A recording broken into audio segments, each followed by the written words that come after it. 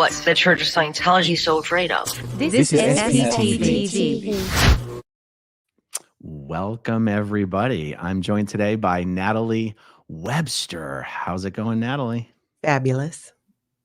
It's a great day to not be in a cult. Today is a great day not to be in a cult. It's truly amazing that you and I have never spoken in real life before until about 10 minutes ago. I know. Now it's like worlds are colliding. We have so many mutual friends. Mhm. We have a lot of shared history as far as Scientology and the Sea Yeah. Org goes. I mean, we've been friends on Facebook for probably 10 years. Yeah. And anyway, this is going to be so much fun. Before we get started, everyone, we are also streaming on Natalie's channel, Tonka Talk, Lake Minnetonka Community and Connection. She has a podcast. Okay, so now this YouTube channel, help me not explain this incorrectly. You would actually prefer people subscribe to the actual podcast. Yes. That has the same name, right? Yeah. So the podcast you can find anywhere you find them, and it's called Tonka Talk Community and Connection. And the long story short is my podcast is about the way people create and share community and connection. But on Fridays, I drop an episode where I share my Scientology story so people understand why I'm so obsessed with the ways people create community and connection because of my cult experience growing up in Scientology, how it impacted my family and my group and everything. Although I am likely going to be starting another YouTube channel where I can speak more about it. But for now, please do subscribe to the podcast or subscribe to the other Tonka Talk channel too. And then when I get another one going, we'll tell you. Yeah. So, I mean, really, there's 100 different ways we could start this conversation. Let's just try to do it as organically as possible. So you've been in the real world. You've been out of Scientology for how long now? Almost 13 years. I think it'll be 13 years in January. Yeah. It's taken me this long too that, like I said, when I first left, I was going to leave. I was going to leave quietly. And then, as Scientology loves to do, they tried to mess with my family. And so I became vocal. And then I spent several years. It's a lot to process, which I think people know. That kind of goes without saying. And I just needed more time to really immerse myself in the real world. I don't know about you, Aaron. I felt like an alien, like I had just arrived on the planet in ways, even though, I was out living life. You live in this isolated world in Scientology. And I've just been, exploring, figuring out who I am outside of Scientology without Scientology indoctrination. I'm still doing that. But now I'm kind of ready to talk about it. I'm ready to process it. I actually had some doctors tell me that I should really process it. And the idea of this is how I'm going to process it. I'm going to talk about it just with everybody because I think it's probably easier.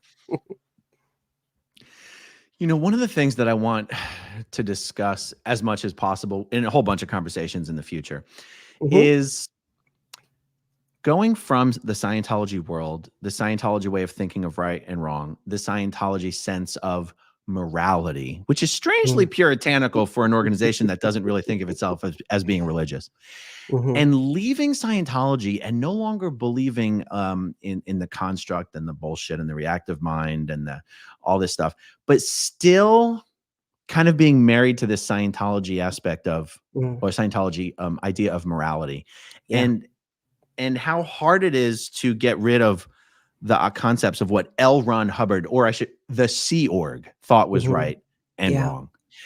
And I'll tell you, I'm mentioning that kind of at the same time I'm thinking of one of the reasons my wife and I have stayed married for so long, even though 5 years ago, we basically was like, this is insane. Like if we didn't have kids, we would already be divorced. Large part was because we wanted to do what we thought was best for the kids. But there was definitely another part of that was like, if we get a divorce, Scientology will have won. And I can see how you would think that. Yeah, still living in ways that are dictated by what Scientology would like or not like, or be happy about or not be happy about. And I'm wondering, because when you left Scientology, you were married. And how long after Scientology did you get a divorce? And did it have anything to do with the Scientology stuff? It absolutely, I think, had a lot to do. My marriage had everything to do with Scientology. It was my second marriage. And I married my second husband after I had left the Sea Org, and I was a Scientology parishioner with one foot out the door. And our connecting, he was a very dedicated Scientologist, was encouraged by the local Twin Cities organization. We were kind of pushed towards each other. I think the thought was that, hey, Natalie's kind of, floating around there. Let's get her kind of solidly really back. And so it was encouraged when I started dating my husband. And we were married for, I think, about 11 years. And we left Scientology together. It's actually an unusual story in that 3 generations of my family left Scientology. It took me 2 Wow. years. I don't even know where to start. But as far as my husband goes, after we left Scientology, it was within 2 years, my mom passed, and my mom had been on OT7, but she left with us. My mom died, and then I got a divorce. And it was kind of the beginning of like, okay, even though I've left Scientology and it was a couple years after, it's here I am 13 years later. And I feel like it's taking me this long. I don't feel that I'm all the way where I would like to be. I don't know that I will be. I think it's sometimes this idea of recovery.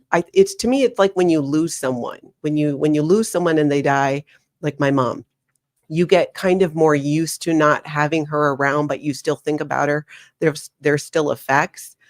There's the experience of growing up in Scientology and the Sea organization. It imprints on you in ways that even though you can get rid of the indoctrination, it doesn't change that when certain things happen that are traumatic, which to be honest, some of it I didn't even know was traumatic because I was just so used to living in fight or flight that you don't make that connection. And I feel like it's taking me this long to get to the point where, hey, I'm ready to start talking about this again. I need to process this, and which is literally what my neurologist told me.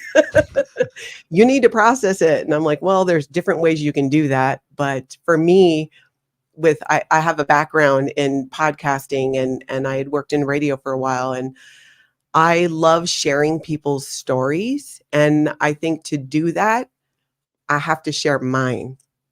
And I'm finally ready to talk about it. But I think it's an ongoing thing, this idea of recovering from being in a cult, being in Scientology. I was 5 when my mom married a Scientologist. Should we start back at the beginning? No, that's a great place to start. So you were 5. Okay.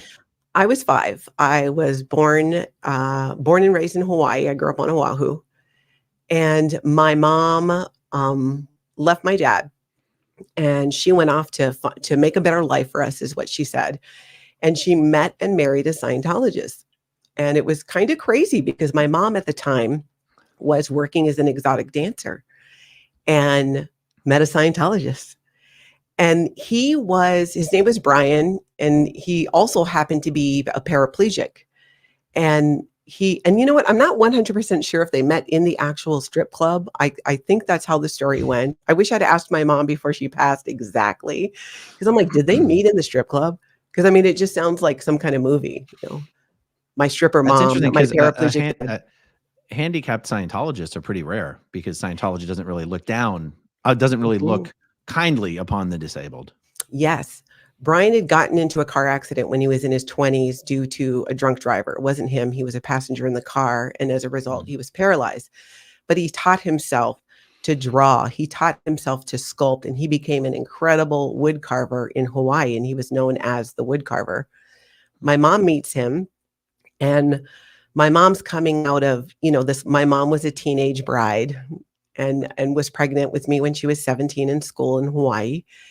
And there was substance abuse going on. So Brian, this life in Scientology had more or would look to be more stable than the life that she had been living. And so he helped her get custody of us. We ended up then living with them and started, she was doing Scientology services. When I was about 9 years old, my mom was working for the Church of Scientology in Hawaii, which was in Waikiki. If you've ever been to Oahu, it was just a couple blocks from Waikiki Beach. And she would work in the evenings and on weekends. She was, in the foundation organization because she worked during the day with my stepdad. And my sister and I were always trying to make a buck because I'm a total sugar addict. Something I'm still working on, but we wanted to make money for candy. So we thought, hey, let's draw these pictures and sell them, right? We always had a hustle going. And first we tried selling them around the org and we got in trouble. Because we were you trying to build a business on the back of the org? Ding, ding. Yeah. This 9-year-old and 7-year-old with their little drawings for 25 cents was a bit of a distraction. So we thought, you know what? I'm taking this to the streets. So it's 1980 in Hawaii. My sister and I go out. No one's watching us. It was typical. You hear this a lot, I think, with people who grew up in Scientology. There's no supervision. My mom was doing her thing. She was having like flashbacks on the PRF, talking to plants. I mean, she was doing the purification rundown and she was a staff member, I think, at the same time. So my sister and I draw these pictures and we go outside and we're going to sell them. And there's a security guard across the street and his name was Mark and he would buy our pictures, 25 cents, 50 cents. We could go get some bubble gum or a sucker or whatever. My mom's job at the org was she was a body router, which most people who watch your channel probably know their job is to go out and get bodies and bring them in to do a personality test. I had heard my mom's spiel for this personality test so many times that I kind of had it down. So I would tell Mark, hey, you should come over and do a personality test. And I don't recall what his reaction was about it. I just remember mostly the exchanging of money and we'd give him these pictures. One day, my mom sits us down and she's pissed. She is livid. She's like, we are not allowed to go to the org anymore. And in the back of my head, I'm like, oh, really? Oh. Wasn't my favorite place to be at that time. And I'm like, why? And she's like, because of you. You and she mostly blamed me. My sister was 2 years younger. I feel like I got, it was always me. And usually, honestly, it was. And Lana just went along with it. She's like, you brought the attention of the FBI to the church and it's not okay and blah, blah, blah. Oh yeah, I'm getting there. Lean in, my children, lean in. And we're like, what? And I'm 9. I'm like, what the hell is the FBI? I'm like, this is not making sense to me. Eventually it gets explained to me. As I got older, I found out more. After we left Scientology, I told her my recollection. She said, that's exactly what happened. And then she told me more. So while my sister and I are going and we're selling these photos and saying, hey, come do a personality test to our friend Mark, the security guard, it's 1980.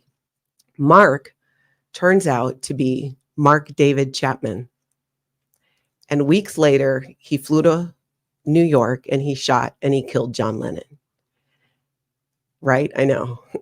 Crazy. This is my Scientology origin story. So what happened was the FBI was looking because if you remember, what was it, 76, 77, 78, when the church infiltrated the U.S. government and then Mary Sue Hubbard went to jail and a bunch of other people went to jail. So this was just a few years prior. So in 1980, the church was super paranoid and about they're still not about the police and unless they're paying them, bringing that attention to the church, bringing the authorities and especially the FBI, which is not something I understood when I was 9. I was just trying to support my sugar habit. So we end up being banned by the church from the church for a while. And I'm cool. Did he have your pictures in his dossier or something? How was there any connection? Well, as far as I was able to kind of figure out, either they got, video from these buildings, because he was a security guard outside of an apartment building and the church at the time was directly across the street. And interestingly, when I decided, I wanted to start sharing my story, I thought, oh, I should check some of this stuff. And I went on Google Maps and I looked it all up and yep, it was right across the street, just like I remembered. And it's funny, I looked up, I had never looked up Mark David Chapman before. And I looked it up and his Wikipedia talks about his love of art. I was just like, yeah, that plays. So I don't know if somebody from the church said something or they saw footage of us going back and forth. But here's the thing, Aaron, Mark David Chapman did go into the org before he went and killed John Lennon. So I'm like, did I inadvertently body route Mark David Chapman into the Church of Scientology when I was 9 years old? I don't know, maybe. Wow. I'll explain later. Sometimes it would come up in my, because I did do some of the OT levels and it would come up in my sec checks. So we end up, so this is going on. And so he did go in. And when he went in, he told them they were a cult. And he was kind of ranting about it. Interestingly, I found there's a video somewhere on YouTube, and I was so surprised to see a couple of the Hawaii staff members from back then talking about how he came into the org and exactly what I said. He called them a cult and la, la, la, la, la, and they shoot him out of there. I was shocked that local staff members were allowed to speak to the media. And secondly, that they probably were thinking that maybe they'd get attention for Scientology through, the press of what was happening. I don't know. But so this happens and we're not allowed to go back. And then we're finally, because, they're short on people. They're not trying to ban people forever. It's not like my mom got declared or anything. So she says, okay, we can go back, but you guys need to start on course. You need to start your Scientology training. I refer to it as like, that's when we really seriously started our indoctrination. We weren't allowed to be back there on the ground unless we were actively doing services. So we go back and my sister and I start on the children's communication course, which was just a nightmare. I can remember, did you do any of those kids courses? Yes. I liked in a way, like improving communication skills was always something even growing up was kind of cool. But oh my gosh, I still to this day, it's why I have a hard time meditating. When you're sitting and you're doing these TRs, which are I don't know how much to like explain words or not while I'm telling this story, Aaron, like what people know. You can just briefly, TR, training routines at Scientology's communication drills. Yeah, there's these communication drills that you do, and you start off sitting there with your, you got your hands on your lap and your feet are on the ground and you're right in front of someone else doing the same. And first you start off with your eyes closed, just being there comfortably in front of each other, but you can't fall asleep. It's like, fine, whatever. Then you have to do it eyes open. And doing that with your sibling, who maybe you're pissed off with. And my mom used it as a form of torture. When we misbehave or we fought, she made us do these training routines and I freaking hated it. Yeah. I think once I even kicked over my sister's chair and like flipped her over, to which I got a big flunk start. Ooh, it's even triggering now. So we do this, we get going on, just our Scientology route. And from there we went and my mom, she was on staff for a little bit. She was married to my stepdad. I talked about this on my podcast recently on one of my Friday episodes. My mom ended up divorcing him and marrying his dad, who was my grandpa. Grandpa dad is kind of how we refer to him now. Are you serious? Yeah, totally serious. What was your mom's name? Donna Gale. Donna Gale. Donna There's two Gale. Scientologists that I remember, staff members from Hawaii, and that's Scott Mitsko and Amy Suzuki. Did you know them? Oh, yeah. Amy, for sure. She was a supervisor. Is she still in? Yeah. Oh. I don't know for sure. I think that she is. But if I recall correctly, Amy became the senior CS and Scott Mitsko was the core soup, and they might have gotten together. Oh. Scott, I don't exactly recall, but I remember Amy fondly. Yeah. I can remember crying. And I think Amy was like native Hawaiian, but so are you, right? You're native Hawaiian. Yeah. I'm a mixed bag. Yeah. So, okay. So you're I've always wondered how Scientology managed to ever succeed in Hawaii with such a small captive audience. Maybe someone would say they've never really succeeded in Hawaii, but the fact that the organization even still exists is amazing to me. It's a very small group and a lot of the hardcore OG people are still there from what I understand. There's not many new people coming in except the children the children of Scientologists, which I think is kind of universal. Sometimes people, I remember people would travel for work or something to Hawaii who were on services elsewhere, and they would come in. I remember one guy was doing the purification rundown. You had to be in the sauna every day. And I remember going in and I was like his sauna partner, because when he was in town, he had to do that. When my mom married my grandpa, he was still married. In fact, what happened was we're living with my stepdad, Brian, who I adored. It was probably the most stability we ever had in our childhood were those few years that my mom was living with Brian. He was great, but still life was a bit unusual. We lived in a warehouse for a while, which was nearby to where their business was, so she could kind of keep an eye on us. Which seems like an odd solution looking back. Let's just move into the warehouse 2 doors over. That way we can keep an eye on the kids while we're at work.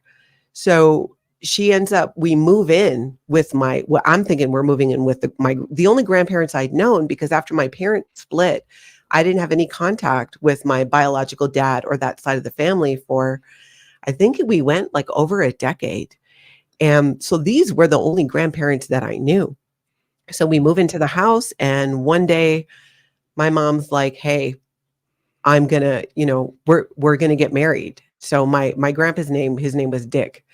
And she's like, Dick and I are gonna get married. And I'm just like, I was I think I was 12 or so then, and pretty much was just reading a book or had my headphones on. I was 11, 12 years old, just trying to like stay as far away from the crazy as I could, because my stepdad, Dick, was pretty much, he was what Scientology would refer to. And I did, when I was at different Scientology organizations later, refer to as a squirrel, where he was using Scientology tech incorrectly. The thing is, no one in the family saw it that way. He was kind of like our own cult leader of the family. He was all about Erwin Hubbard and Scientology, but he hated the Hawaii organization. He had beef with them. So when my mom married him, we weren't really as involved with the Hawaii organization, which was kind of nice. But then we were subjected to what life was like with him. He was an alcoholic. They're getting married. My grandparents are splitting up. Despite everything that's happened, I think I am an optimist. So I'm sitting there thinking, well, at least we don't need to break in a new family. At least Christmas will be the same. Just trying to work through, process this, which I didn't process it. I just kept going. And I don't know if you can relate to this. I feel like growing up in Scientology and being in the Sea Org at such a young age, your default is survival. Your default is to survive. Your default is to get through it and you just come out the other end, whatever it takes, whatever that means, whatever that looks like. Well, do you know who I identify with the most? Is not my grandpa dad. I hope you're not going to say that. Marty Bird in Ozarks. Oh, yes. Yes, yes, yes. The entire world could be burning to the ground, and Marty's just going to go, well, what do we need to do next? Yeah. I identify with that character so much it's scary. I totally get that. I think that when you grow up in Scientology and you're in the Sea Org and you come out of all that I feel like we go one of two ways. We either become extremely productive and good at what we do, or go completely the other way. Sometimes I feel like there's almost no in between. And I'm happy to share that I'm doing all right. But I had my moments of going the other way as well, in going through the whole process. After my mom married my grandpa, things got weirder. We had, when you talk about these puritanical rules, by then I was 13 and we weren't allowed to have a boyfriend. So of course I had a boyfriend, and I had never kissed a boy before. And I was meeting my boyfriend, Joseph, in the at the baseball field, in the dugout, good makeout spot, because I thought, oh, this is going to be my first kiss. So we met out there and we had this makeout session, and nothing against Joseph. He was a young kid too, but I did not even like it. I was like, this is disgusting. He put his tongue in my mouth. That's not hygienic. It's gross. I spit all the way home. I didn't let him know any of this, but I was excited to I had my first kiss at 13, but I was kind of like, at the same time, well, I don't get it. I don't get the appeal. So I go home and to Grandpa Dad's house, and I tell my cousin at the time who was living with us, she lived in California, and her mom, they were all Scientologists as well. And she rats on me to Grandpa Dad, who then puts me on a plane now remember, I'm in Hawaii. I'm on Oahu. I had only been off the island one time when we went to California the year before, which is when my mom and Grandpa Dad went off to Vegas to get married while we were in California.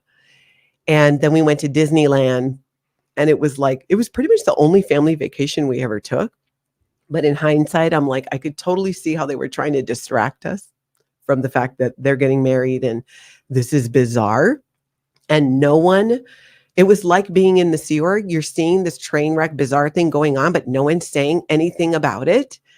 It's just, this is the way it is, because he was such a dictator within the family. He really was the leader. He had gotten through operating Thetan level 3.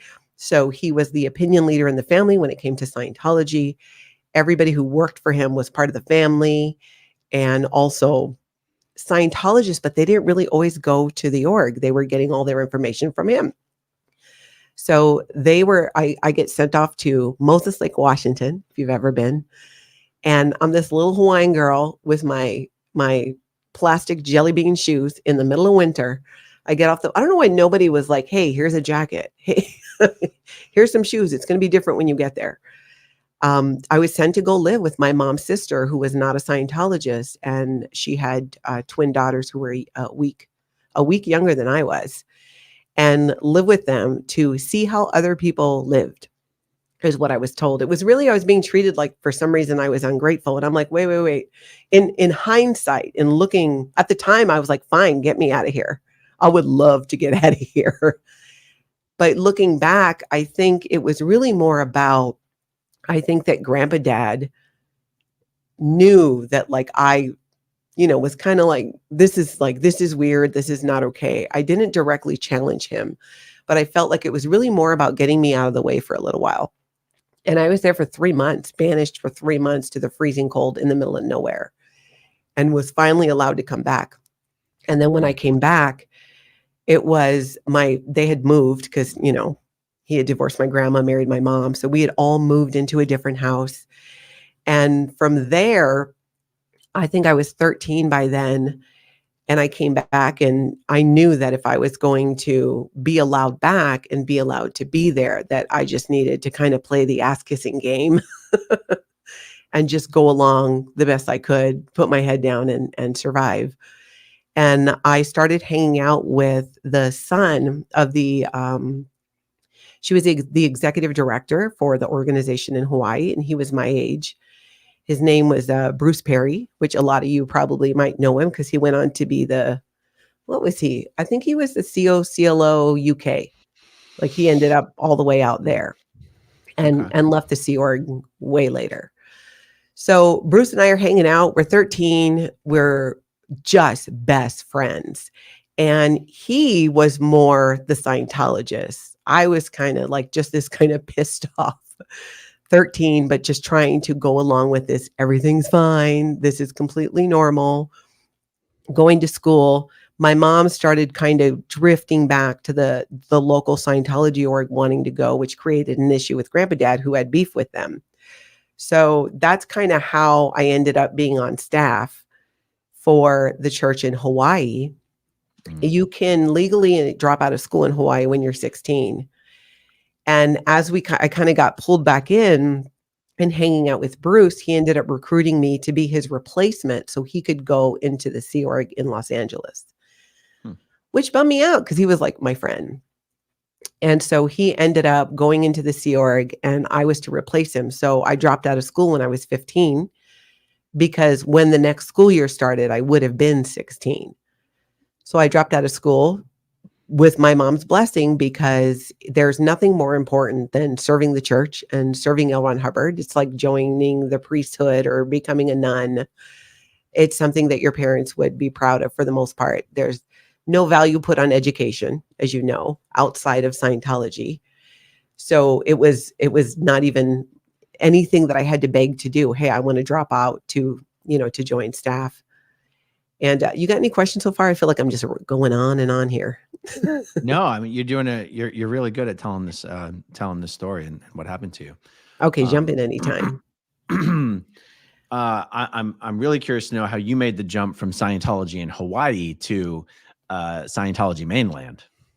So when Bruce recruited me to replace him, he went on, I want to say he started at AOLA, which is the Advanced Organization of Los Angeles. They deliver the upper levels in Scientology.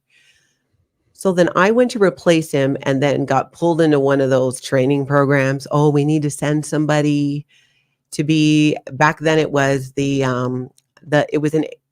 ethics officer, I think, but it was, the magistrate program. That's what it was called. I don't know if you remember that. So this had to have been like 83, 84. So I get sent, by then I'm 15, I dropped out of school, I'm working at the org. And they're like, we're going to send you on this training program to Los Angeles. I had never been to the PAC base or any of that before. So I'm thinking, it's kind of like going off to college, right? You get to be in a dorm, you study. How bad could it be? And again, I'm 15. There's like no parenting going on here. At that time too, my mom had gone to Clearwater, because my grandpa dad was like, well, I don't want you doing services at the church locally. I'll send you to Flag in Clearwater. Oh, so he didn't like the Hawaii org, but he was okay with other orgs? Yes. Yeah. Oh, that was exactly it. I never really understood what his exact beef was with the Hawaii org, but it was there. So I thought, well, my mom's leaving.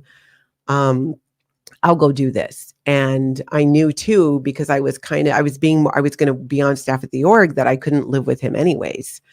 So it's kind of one of many times as a teen where I'm like, well, I got nowhere else to go. So I guess I'll go do this. So I go to Los Angeles and I go to the PAC base to do this training program. And I'm 15. I get to the base. It's late.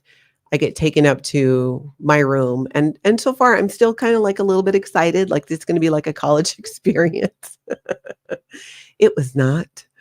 I go into the berthing, into the dorm, and it's late. And someone just points up to where my bed is, of which I have to look up like 1 bed, 2 bed, 3 bed. One, how am I going to get up there? I don't remember if there was a ladder. So they're like, yeah, you'll be up there. And then in the morning, find this person. And I was mortified.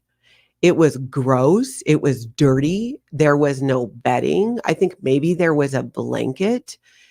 I'm looking around counting. All these women are sleeping and snoring, and it stinks. And there's minimum. I always thought in my head there's like 15 of them, but no, there had to have been more, because there were probably 6 or 8 of these bunk beds, 3 high. And these are Sea Org members at that. I don't know how they do it now, but at that time, if you went for training in Los Angeles, you were put into the same berthing of where the Sea Org members are. There's one bathroom. And again, there's like 15, 20 women. There was another bathroom and shower if you went to the main building. There were showers in there, so we would go there. I just cry in that bunk bed that night, because I'm like, this is not at all what I expected, what I was led to believe it would be. It was just gross, nasty, and disgusting. And I was super lonely. And I wasn't even there 24 hours yet. I start the training program, which, that goes along. I love learning still to this day. So I actually liked studying and learning things.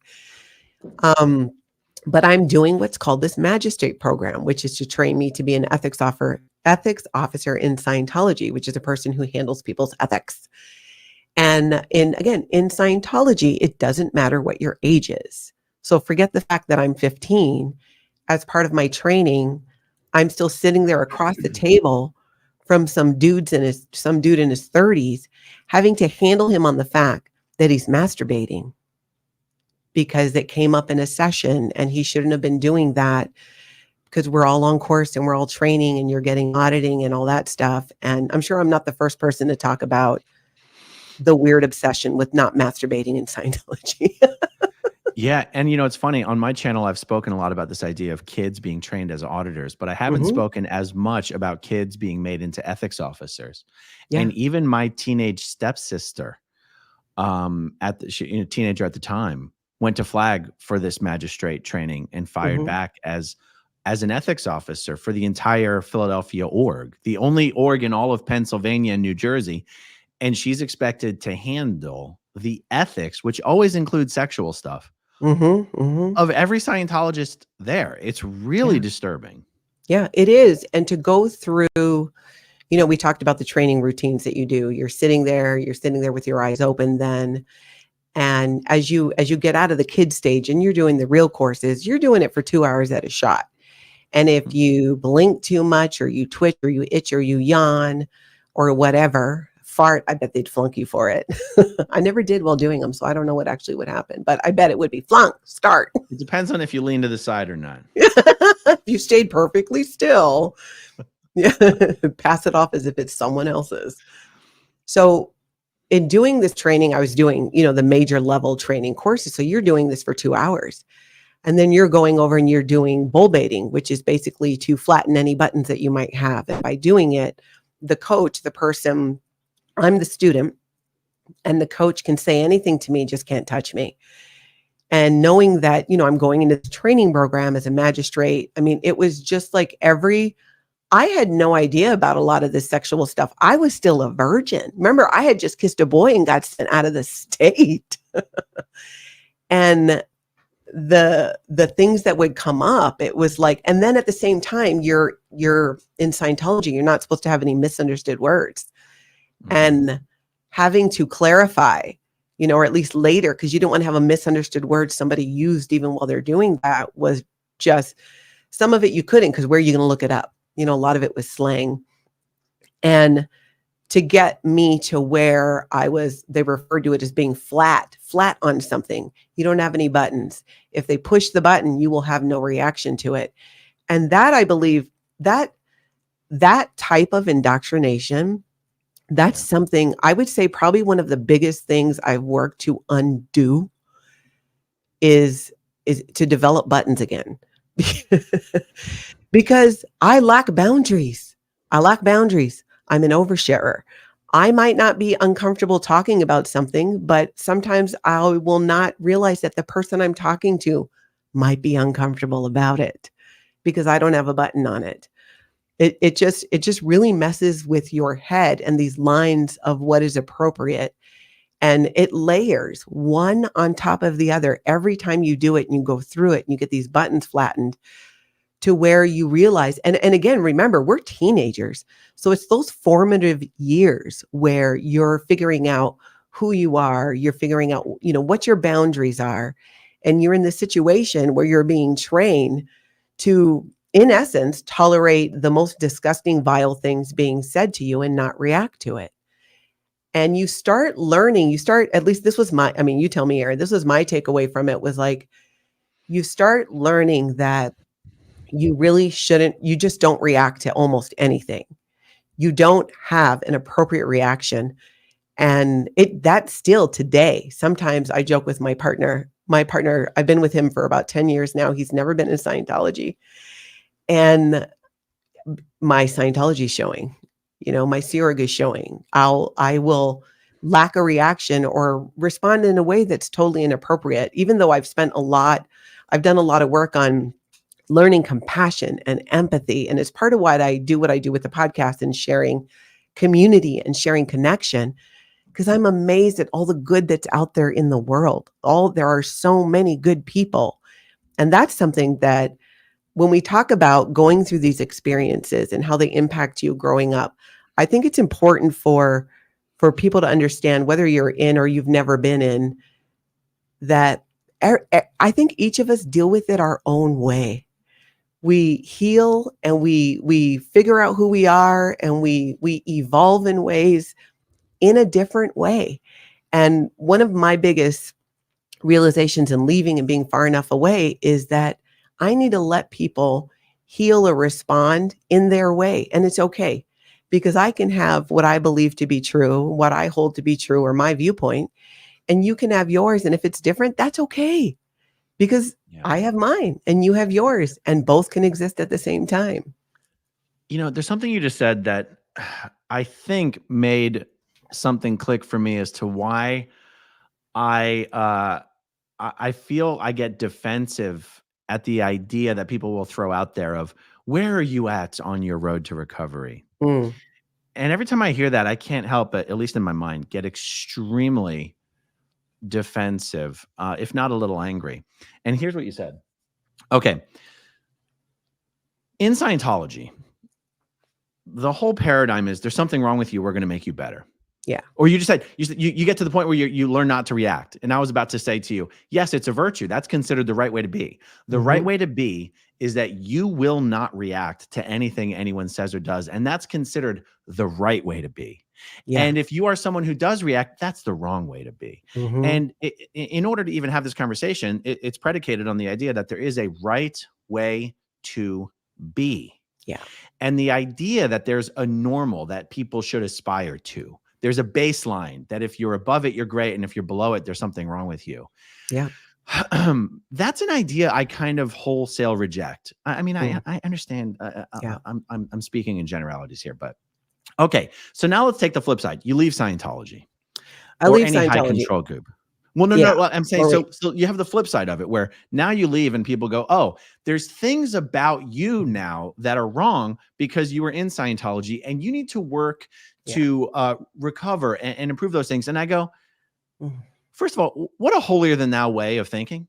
Like, if we're all damaged in some way, who are you to say which damage is okay and which damage is not okay? What if I'm okay with the ways in which I'm damaged? Yeah. Yeah. What if I'm okay with those things getting better over time? But what if I'm okay with the ways in which I'm damaged? And who the hell are you to tell people, oh, you've made so much progress in your recovery? Oh, you mean being more like you? So you mean because I'm in Scientology, I'm this way, but I should work to be more like you. Yeah. And when I say you, I'm not talking about a specific person. I'm talking about in general, people are like, recovery. I'm not shitting on the idea of recovery. What I am shitting on is anyone who thinks that they are in a position to tell someone else the things they should be working to change about themselves. Everybody have things about themselves that other people wish would change. I'm kind of monologuing here. What are your feelings on this? This idea of, well, anything I just said. Yeah, I believe, and in my experience, and when I've met people outside of Scientology and I got to know, quote, the real world, I feel like most people have their own cult. Mine happened to be a legitimate cult, but they have addiction in the family, a controlling relationship, a controlling family, another high control organization. But the idea is you become indoctrinated that there's one way to believe, you believe that one way, and that's used as a way to control you. That's kind of like my guideline. So when I was looking to, I feel like we swing, we're so far one way in Scientology. There's an extreme, especially growing up in Scientology and being in the Sea Org. Your demeanor, the way you present yourself, the non-reaction, the robotness is that, that is like the norm. And then you leave all of that and you're exposed to all kinds of different emotions. And there's some emotion in the Sea Org, but it is so severely penalized that you don't dare. You don't even want to let somebody know if you're sick, because you're going to get in trouble. I knew a guy once who got mugged on Hollywood Boulevard. And you know what happened?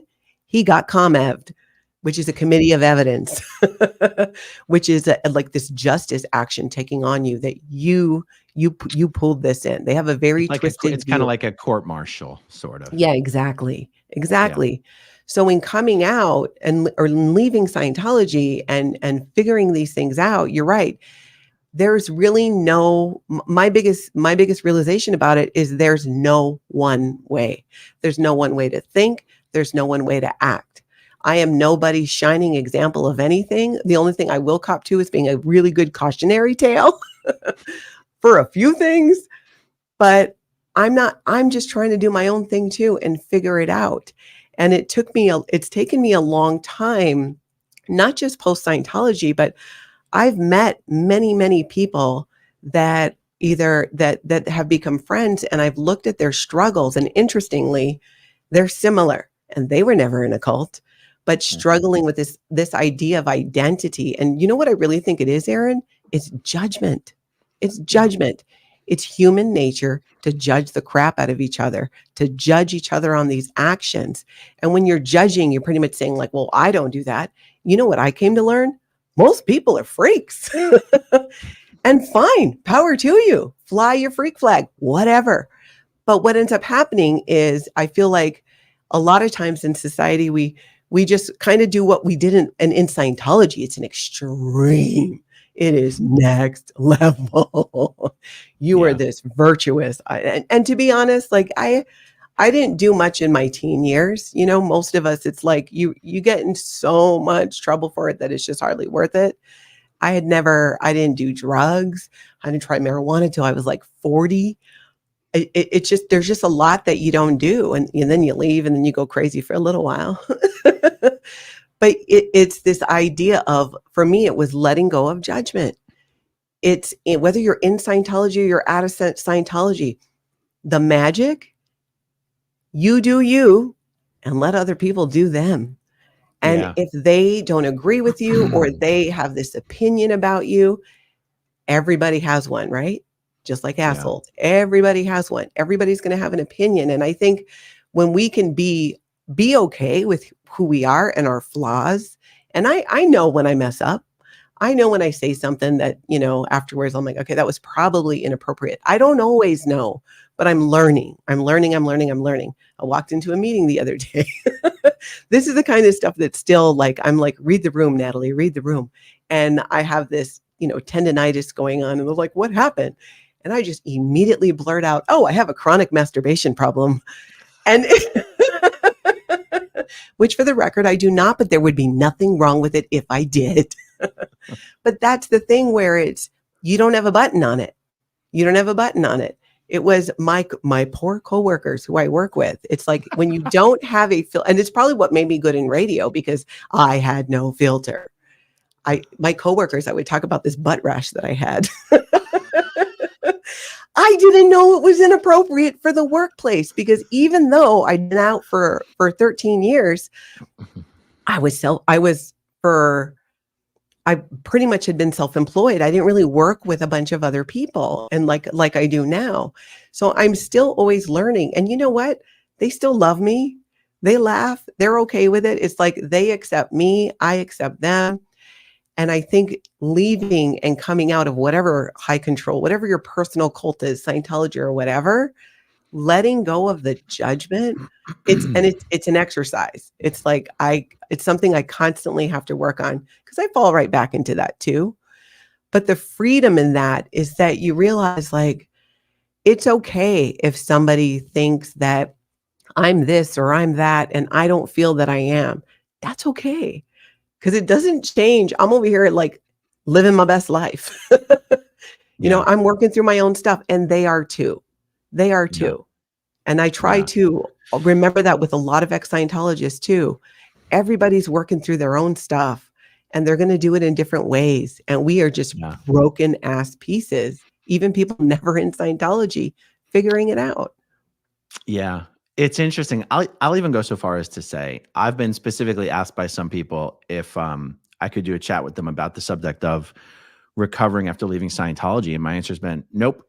Mm-hmm. And I go, I'm not even going to do anything. I don't want to do anything that's going to look like some kind of virtue signaling, trying to define what path you have to follow in order to be a good recovering Scientologist. Or if you fall short of it, you're not a good recovering Scientologist. And it's funny because it'll sound like I'm against recovery. What I'm against is trying to shame people for whether they have or have not done the things you think they should or should not have done. Because, even though many people will say your videos have helped me so much in my road to recovery, and I go, great. I mean, for me, talking about things publicly is probably what someone would say is my recovery. But honestly, I feel like a hypocrite even saying those words, because I go, I'm not doing this for recovery. Mm-hmm. I'm doing this to be David Miscavige's worst nightmare. I'm doing this to clog the first page of Google results on Scientology. I'm doing this to show people they don't have to be afraid of Scientology. I'm doing this as a big FU to everyone who refused to not destroy my family. I'm doing this for all sorts of reasons. Recovery is not one of them. Mm.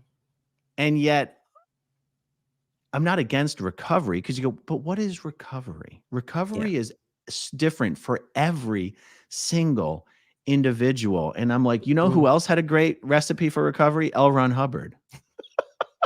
I don't know. I sound so cynical and jaded, don't I? It's all part of your process. You just got to work on that recovery, Aaron. And maybe I just have a button on the word, because there's certainly things I've said that have been keystones to what someone else would say, oh, that's your recovery. And one of them was reading the book, Steve Hassan's book, Combating Cult Mind Control, where I realized I was really holding on to the fact that even though I no longer believed in Scientology and Scientology was a destructive cult, I'm like, but it sure was unique though, wasn't it? We sure were involved in something special there, weren't we? And I read Steve Hassan's book and his experience with the Moonies, and I was like, I was sobbing uncontrollably listening to this book. And it was dawning on me, I didn't realize how much I was holding on to the fact that I still thought Scientology was a special kind of bullshit.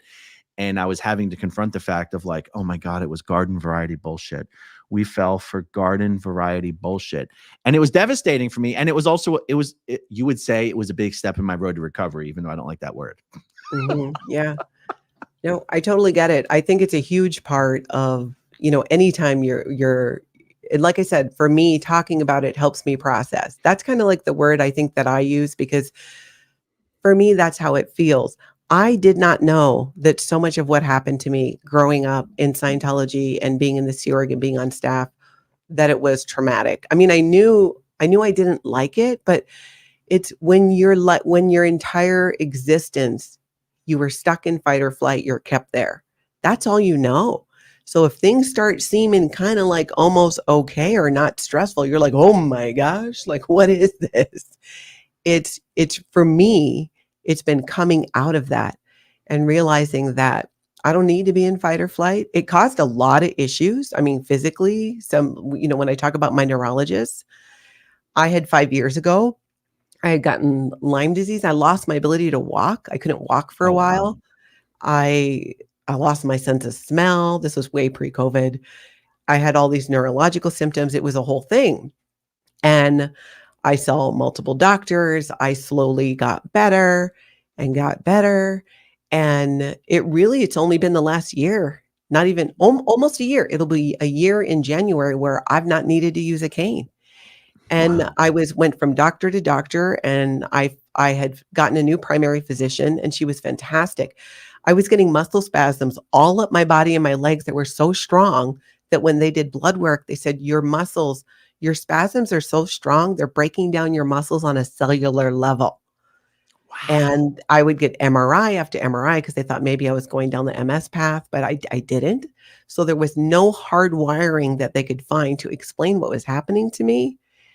And so they sent me to the University of Minnesota, and I saw 2 different neurologists. And what it came down to is they're like, we understand this today. A couple of years ago, we didn't even understand it, but they call it functional neurology, where it's not a hardwire issue with your brain. It's a soft wire issue. Your brain has rewired in ways that is causing your brain and your nervous system to not properly communicate. And when you're faced with some type of major stress, which is when fight or flight kicks in, you need your brain and your nervous system to work together. It goes into overdrive. And for me, it manifested in my whole body. I forgot what it was called, but like these non-brain seizures, like I would be alert and know what was happening, the muscle spasms, all that. So I worked with them and what their solution was for it. And it was way more simpler than I thought. But for me, a lot of that was reframing for me where I went, because this is funny. They said, they're like, this is what we think it is. And then they go, but here's the thing. We usually see this in veterans who've done multiple tours of duty. Were you in the military? I'm like, no. And I it's not something I wanted to get into. I was still like, I don't even know where to start with this. So I was kind of just playing stupid in there. And you could tell they were kind of confused. And I'm like, you were like, I does was the raised Space in Navy count? Yeah. I'm like, I was raised in a cult, all this stuff went on, blah, blah, blah, blah, blah. It was Scientology. And as soon as I said Scientology, they were like, oh, okay. And what they said, though, they said, we now know that you can rewire a brain again, that with neuroplasticity, you can change it. You can get your brain and your nervous system back in alignment. I was doing the wrong type of physical therapy. I needed neurological physical therapy. I needed therapy. They told me about cognitive behavioral therapy. And to be honest, my insurance wasn't that great. So I went on YouTube and I started following this chick, Therapy in a Nutshell. And she talked about this cognitive behavioral therapy. And I started just thinking with it and using it as a tool. And it resonated with me. I'm like, this makes a lot of sense. And I started to get better. It was like the cane less and less. And like I said, I'm like 9-10 months now where I don't need it. I'm like, I just started walking to work out, because if I do something really physical, I'll still get some muscle spasms, but nothing like what they were. Wow. And this really, for me, after coming out of this and realizing like, holy shit, can I don't know if I should swear or not. Holy crap. Yeah, you can curse. You can curse. Okay. This rewired my brain. It rewired my brain to the point where my brain and my nervous system weren't functioning properly. And I had two ways to go in that moment. Either go down the rabbit hole of this will continue to, because I did have another doctor tell me, you'll just continue to get worse. And I didn't accept that. Or take some steps to try to get my brain to wire back in a way that works for me, that doesn't have my body react that way to stress in these situations. And that's something I've been working on. And through all of that, and that's why I think I'm kind of, after 13 years, or maybe it's been 10 years, maybe 7 years since I've really publicly said anything about Scientology, where I'm ready to talk about it, because I want to process it with how I see the world today. I want to look at it. I want to talk about it. I want to see it. I want to take it apart with the point of view that I have today, and the more peace that I have today as well, and process that. And there's so much, like I said, I started making a list, because I was just like, I thought when I would look at my past that there were periods of time when it was crazy. And when I sat down and I actually made the list, it was constant. It was my mom marries my grandpa. It just went, and then going to LA for the training, and then coming back, and all of these things. It just was one after the other, after the other, after the other. And being in the Sea Org, my leaving the Sea Org story is bizarre. It's criminal. It's something that I've never talked about. And I'm just debating right now if I want to get into it. I'll get it. You know what? I mean, we don't feel any pressure to cover everything now. We can do 100 videos. We can do 100 chats. So we should do a ton of collaborations and stuff like that. But like, okay, so when you went to that magistrate training, you were like, what, 15 years old? How long 15. were you on that training program? I was there for about a year. And while I was there, my sister, who was 13, 14 at the time, it was during the Wallersheim trial in LA. Not one dime for Wallersheim. We all got pulled off course. Not one thin dime for Wallersheim. I still remember the picket. We were pulled off course, which this is huge. It's like never happened any other time where you're taking out of the course room, because they needed bodies at the courthouse to protest during this trial. So for part of it, we would study, and then we would go to the courthouse. Well, my sister Lana ended up coming to LA for the crusade, because then it was called a crusade. It was a whole thing. Were you around then? No, I was born in 1980. Ooh. Way to make a girl feel old. I know I look like I'm 55, but no. Yeah, so this was back in the day, young one. It was, when was that? 86? Yeah, because it wasn't that the year LRH died too. I LRH would have been died in 16. 86, yeah. Yeah, so it would have been around there. My sister comes to LA. We're being pulled off a course to do this whole crusade and all that stuff. And at some point, I end up going back to Hawaii. My sister's there doing the crusade. She ends up going back to Hawaii. And for the life of me right now, I can't remember why I went back. I don't think I finished the training. I don't think I was kicked out either. I just, for whatever reason, I go back. And life was just chaotic. And for me at that time, I'm 16. I'd gone through this experience in LA. I didn't feel good about it. It felt gross, especially all this emphasis. There's such an emphasis in the Sea Org and Scientology on sex. Sea Org members, as you guys all probably know, if you're not married, you can't have sex. There's no heavy petting. There's, while I was on training, by the way, I was engaged. I did meet someone. His name was, and I don't know if he's still in or not. He was from the UK. His name was Paul. Oh, but you got engaged to someone that was on the training program. Yes. Which you guys didn't get in trouble for that? Oh no, we got in trouble for it. Okay. And and I was so naive, and I just thought like, oh, well, I'll go back to Hawaii and I'll replace myself and then I'll join him wherever. Just like so ridiculous. And again, because in the Sea Org, you don't date, you get married.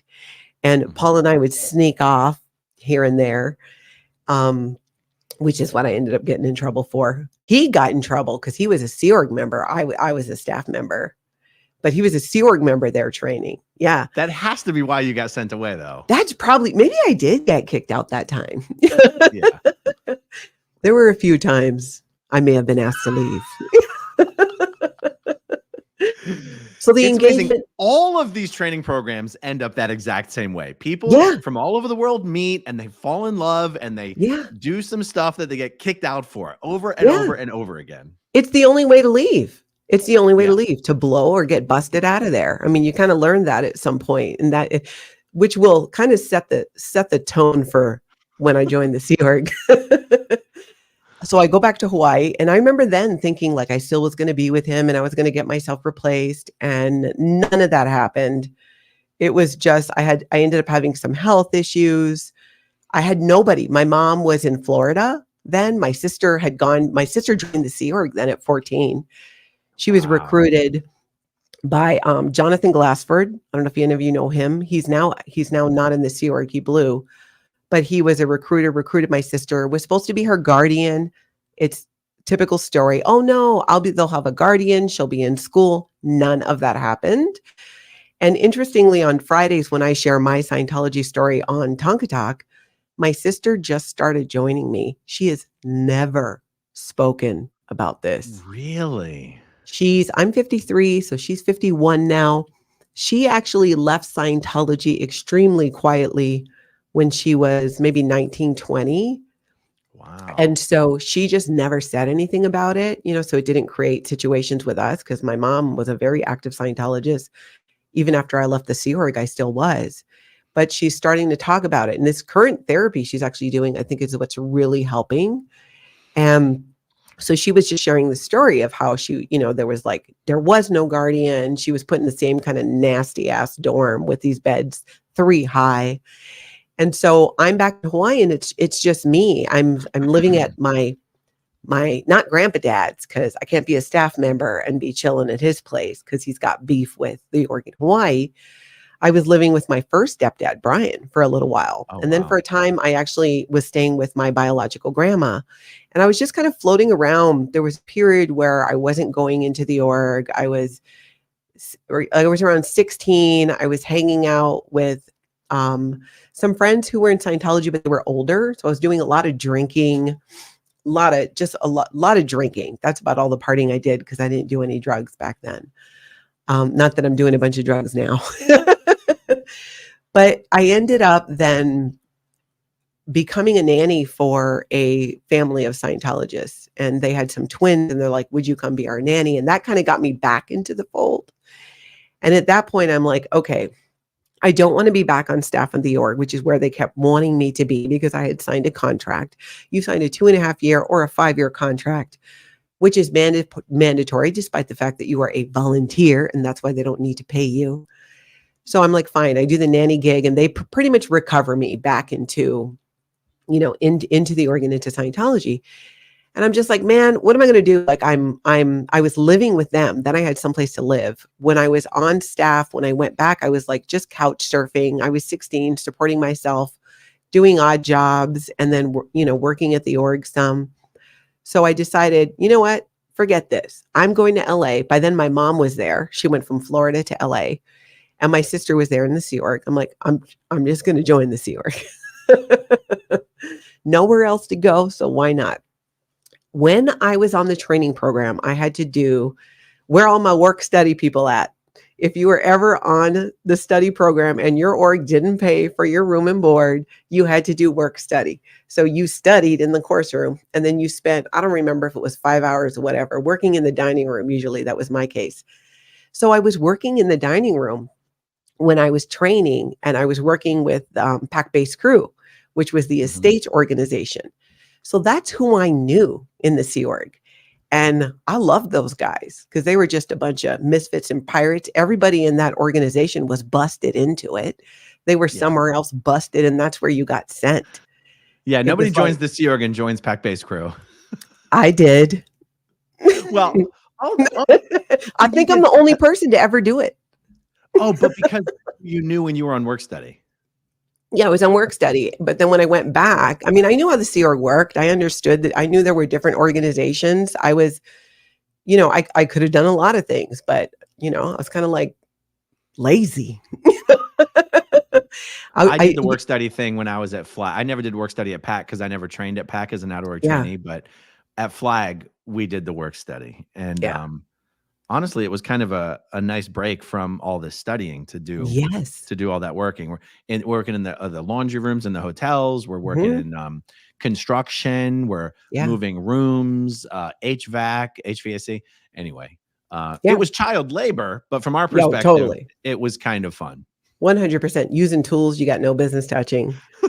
No, I worked in the dining room. And so that's what I had done on work study. So then I leave Hawaii and I go back to LA, like I'm going to join the Sea Org. And meanwhile, like senior HCO West US, so the senior Hubbard Kunimake, the people who are in charge of the hiring and the moving of staff all over the place were like, no, you were not going in the Sea Org. You need to go back to Hawaii and get back on post. You were supposed to replace Bruce Perry. And I'm like, no, man, because I'm a minor and my mom is here and I have no one there. And, we don't want there to be an incident. Like we don't want, people finding out. So your mom and your sister are in LA and they're trying to send you from LA back to Hawaii. Yeah. Yep. When I was like, 16, headed towards 17 at that point. I had gotten myself on a plane and I'm like, no, I'm going to go join the Sea Org. I actually so I went to, the people I work study with. I'm like, hey, I'm going to join the Sea Org. I'm going to join you guys. And I think even they were like, huh, what? Because again, nobody joins this organization. You're busted into it. But I was looking around going, these are my people.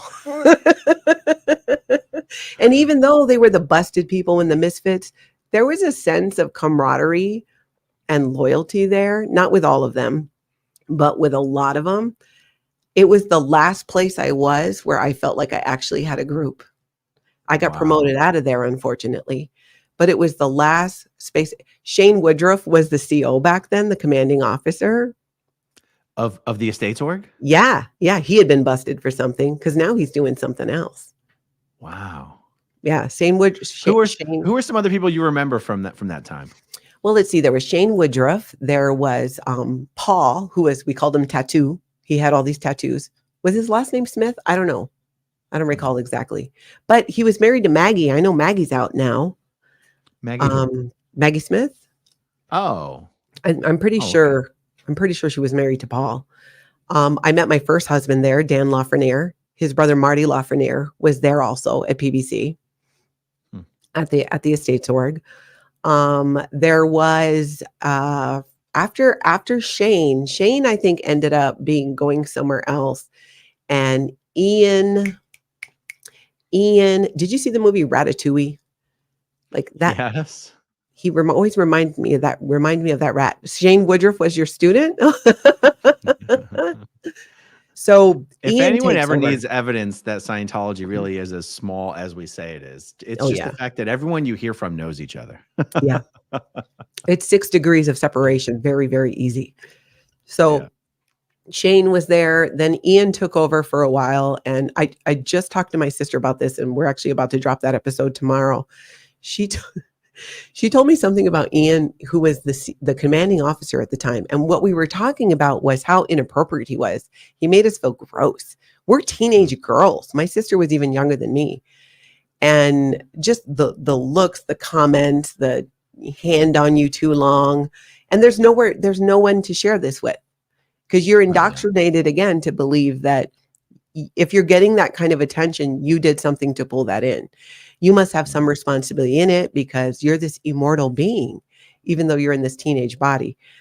There was a fair amount of that going on where it was, outright sexual harassment. But back then we didn't know what to call it. Just made us uncomfortable. But, depending on who's sexually harassing you, if you bring it up and there's somebody who is senior to you, especially, or somebody who, is in the good graces at that moment, then you're the one who's going to get in trouble, not him. So I'm going along. I get myself on the estates project force, and I'm like, I'm just ignoring the senior people telling me from the Continental Liaison Office, get your ass back to Hawaii. I'm like, nah. Because I'm like, I'm going to be a SEERG member. I'm on the estates project force. I get pulled off.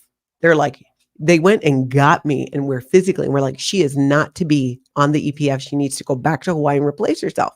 And again, I'm like, dude, I'm 16. I don't know what who's going to pay for this ticket? Where am I going to live? All this stuff. So I decide that I'm going to do my own EPF. So I get to work back in the dining room where I was before. And then on my study time, I do the courses for the estates project force. Wow. The irony is I fought to leave the Sea Org, yet I fought so hard to get in. And probably, again, the only person to join that organization outright. So eventually I put the seniors at the Continental Liaison Office just go into apathy about it. They just give up. They know and honestly, I had a legit case because I was a minor. My mom was there. My mom was not in the Sea Org because she had done LSD. Which if you do LSD, you cannot be in the Sea Org, which is why when she was on the purification rundown in Hawaii, she was talking to plants. She said she was having some flashbacks. So it was legitimately, and then my mom had my back on that. She's like, yeah, she's not going. I'm not sending my child back to where, nobody is. So I get through my courses and boom, I am a Sea Org member and I'm going about my business. And I'm like, all right, it's, I was about 17 then. I did not want to stay in a dorm. So I started looking for a husband. And I met Dan, and, you don't date in the Sea Org, you get married. So I think we spent maybe a couple lunches together. And I don't know so when you were in LA, you might've known his brother, Marty Lafreniere. So I don't know who that is. The name is familiar, but I feel like I'm getting it conflated with another name. Marty's got or at least back then, he had red hair. They're both really tall. By the time I got to PAC, it was 2002. Okay, yeah, we were all gone by then. That's right. I forget. I keep forgetting you're a baby. That's right. And plus, there's someone over at the Celebrity Center who also had a French-sounding name that I know I'm getting it conflated with. Yeah, so Marty might have been there. He might have been there at one point, but then he ended up marrying Jody Leclerc. I'm getting it confused with Leclerc. Oh, so yeah, okay. I never knew any Lafrenières. Yeah. So we get married, we get a room instead of a dorm. We have to share a bathroom with another couple. It was in Lebanon Hall, which was, within the blue buildings. I had a room in Leb Hall because my wife was in CMO. Oh, okay. Yeah. Just By they the were time all I kind got of there, pieces of crap. Leb Hall was like CMO and RTC and senior HCO and stuff. Really? Did they renovate it? Yeah, it was still shitty, but it was Yeah. just separate from the main building. They didn't want them fraternizing with the main building riffraff. Oh yeah. Yeah, we can't have that. We cannot have, upper management people sharing ass heat on a toilet with some low life like me. Yeah. Might be catchy. So we ended up, Dan and I get married, and I'm working away I'm still in the galley, because pretty much I was like, hey, the lead steward, his name was George something. He was an African American man who kind of like he was a little bit of a father figure for me. Kind of took me under his wing, and I'm like, you recruited me, which means I work for you. Like a genie you find, and so I'm like, I'll work for you. And he was like, yeah, okay. So I became a steward in the dining room. And honestly, I loved that job, because people would come through the line, and our statistic was people would vote on the service. They would vote on their meals. And so it was back when the cadet org was around too, and they would do missions. So they would come and clear plates and all that, and they'd make a little bit of money that we were supposed to pay them. I'm not sure if we actually did. And we would do these skits and songs to encourage people to vote. I mean, so I was okay with it. I wasn't doing any of these like all-nighters. My sister always says, she's like, you got away with more stuff than anybody I know in the Sea Org at that time. So because I was at this lower level org doing this low level post. And so and still today, my point of view is, whatever my job is, whatever I'm doing, I'm going to be the best at it. I'm going to do a good job. So I just embraced it. It was physical work. I got in shape. I got to see all the different Sea Org members that would come through the dining rooms. And back then, and I don't know if it's still this way, they were separated. You had the main crew dining room, and then you had the CMO dining room, and they had a steward. Yeah. And their steward, I forget his name, but he was weird as hell. Just like, I don't know how he was allowed to walk around with just like, it just was this giant cloud over him all the time. Let me ask you this, if it was this way when you were there, and this is when I realized, actually looking back on it, this should have been a sign that something was very wrong with the entire structure of Scientology. Yeah. There was the dining room for the main Sea Org members.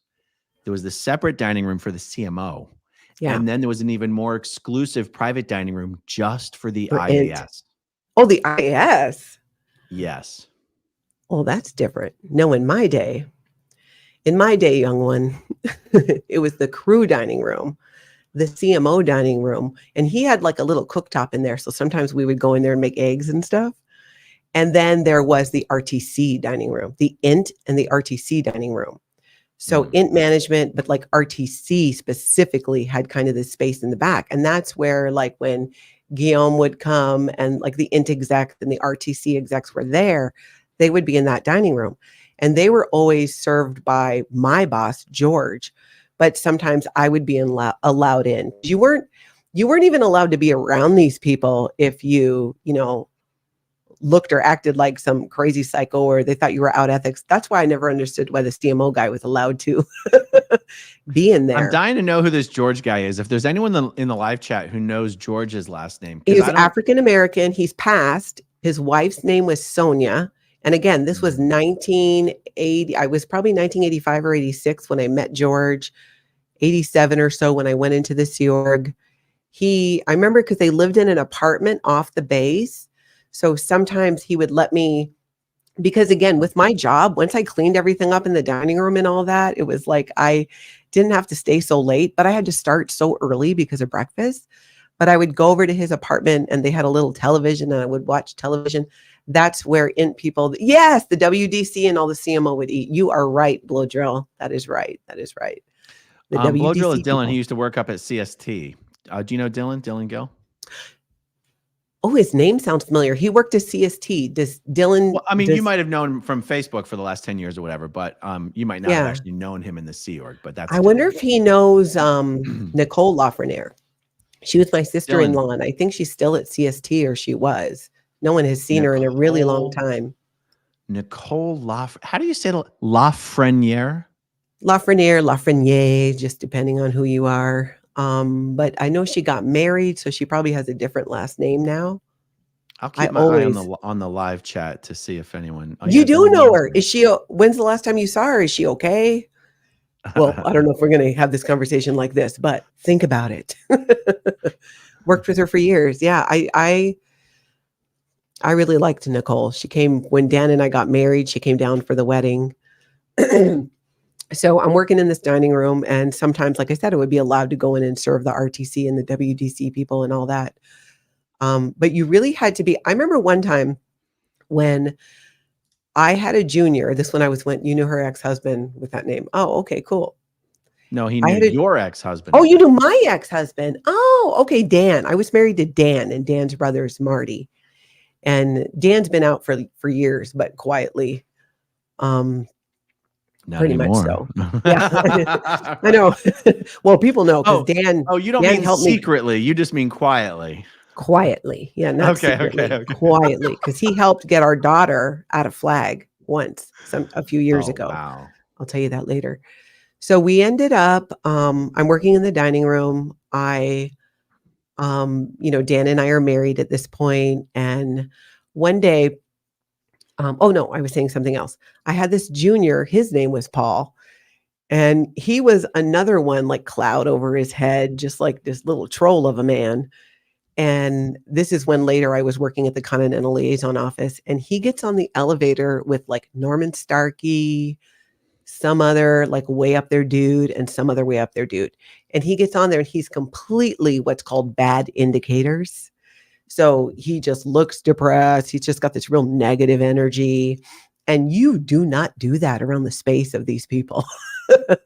Because you will get in trouble for it. And he did. He ended up being security checked, and they ended up, I think, offloading him because I think it was Guillaume, who was the executive director international at the time, asked him, "How are you doing?" And he answered honestly, "Oh, not too great." So he starts being security checked, and they get rid of him. So I'm working in the dining room, and I start getting these really bad cramps. And I'm thinking, well, it must be my period. And except it's so heavy, like I'm majorly bleeding and I don't know what's going on. And I go downstairs to see George. God, I wish I'll remember his name at 3 a.m. and I will text you. George. Married to Sonia. Anyways, I go down to George and I'm like, I don't know what's going on, but I can't be in the dining room right now. Like I am bleeding heavily. And I went into the bathroom that was downstairs by the galley where the kitchen was. And I was having a miscarriage, and I didn't Oh my know. goodness. I didn't even know that I was pregnant. And this was after the rule came out that if you get pregnant, you need to go to a failing organization, or they coerce you into having an abortion. So I'm having this miscarriage, which I'm not even sure what it is. I'm in just tremendous pain. The only doctor that we're allowed to go to was, when he was alive back then, was Dr. Dank, who was L. Ron Hubbard's doctor, and he was down at the whatever clinic it was, a mile or two down the road. I forgot what Was it called. Shaw? Shaw's Yeah, Health? Shaw Health Center. So George tells me I need to, I should go there. I think he knew what was happening. I didn't even know because I was feral. No one ever sat me down and was like, I mean, obviously I knew how babies were made, but I didn't understand a lot of the mechanics or even that this was a miscarriage. I didn't know that that's what was happening. I just knew I was in a tremendous amount of pain and had heavy, heavy bleeding. So I walk to Shaw Health Center while having a miscarriage. It was a mile or two down the road. And I go see Dr. Dank, and he explains to me what's happening. And then he puts me on birth control. And it was birth control pills. And fortunately, I didn't get any kind of trouble for that, for having been pregnant, because I didn't know I was pregnant. And I didn't know a lot about birth control. I didn't know at that time. And by then I'm 17. I got married when I was 17. So this might have happened right before I turned 18. I still didn't quite understand timing and when you could get pregnant and all that. And I wasn't on any birth control. So they put me on birth control pills. And at that point, I they were going to, I was being traded and sent to the Continental Liaison Office. And I was super bummed about that. Because even though this was the lowest of the low organization you could be in my eyes, compared to everything I'd seen, this seemed like the only true kind of group. They worked together. They had fun together. There was like this Shane at the time. It was like I respected him as a commanding officer because he kind of really kept the team together. Things weren't so heavy with ethics and stuff. You kind of expected that people were like a little, that was kind of like part of the brand. If you're at the states org, you've been busted there. You're just a bunch of ethics particles, as they used to call us. So I end up having to go to the Continental Liaison Office org, which is middle management. It's basically like it's the Dunder Mifflin of the Sea Org. It's that middle management kind of thing. And I ended up working in treasury. And my senior at the time, I think I might have been replacing her. And then she was being, often you get traded, so you get promoted so someone else can be promoted. And I looked really good on paper. So I would when I would do my tests and these different things, and it's like on paper, I looked like I really had it together. I was executive material, or at least Dunder Mifflin level executive material. So I ended up working in treasury. I'm a high school dropout. Okay. When I finally did go get my GED at 40 after I left the cult, I had to take a math class. I had to go to GED school. To this day, but in the Sea organization and in Scientology orgs, if you don't know how to do it, you better figure it out. You learn the policy. You just learn. There's no, I don't know how to do this. It's like your job is now bus driver. Well, I don't know how to, I don't know how to drive a bus. Here's the manual. You're like, okay, fine. Who was your senior there in treasury? It was Tony Ingalina, who's the woman I was actually, I think, replacing, and Vicky. Tony Ingalina. Yeah, Tony Ingalina. She's blonde. Tony was my senior. Well, back then, maybe. Yeah. And the commanding officer was, or her boss, who I'm pretty sure she was the CO, was Vicky Shantz. Vicky Shantz. Oh my God. She is still the COCLOSUS. Stop. I swear to God. And she's one of my least favorite people I've ever encountered in the Sea Org, other than Ben Monahan, of course. But no, Vicky Shantz has been there the entire time. I don't know how she survived this long. Me neither, especially there. Yeah. She was, so she was there. So Tony was my senior, and then it was Vicky. So I would deal with both of them at times. And honestly, my relationship with Vicky was non-existent. She was my boss, but she scared me. She was just so intense. But once in a while, she'd crack a smile. And I'd be like, ooh, we're friends now. That didn't break her face. Yeah, no, she was intense. There was a question here. I saw a question here from Laura FM real quick. How old was your husband when that happened, when you suffered that miscarriage? Let's see. Dan is 2 years older than me. So he had to have been about 19, 20. So it's you know what? I had to have been 18 because we got married when I was 17, but that was a few months before I turned 18. My mom had to go to the courthouse and sign off on it. But when I was in the CLO and I'm working there and I'm doing the treasury thing, I was excited because I had a phone.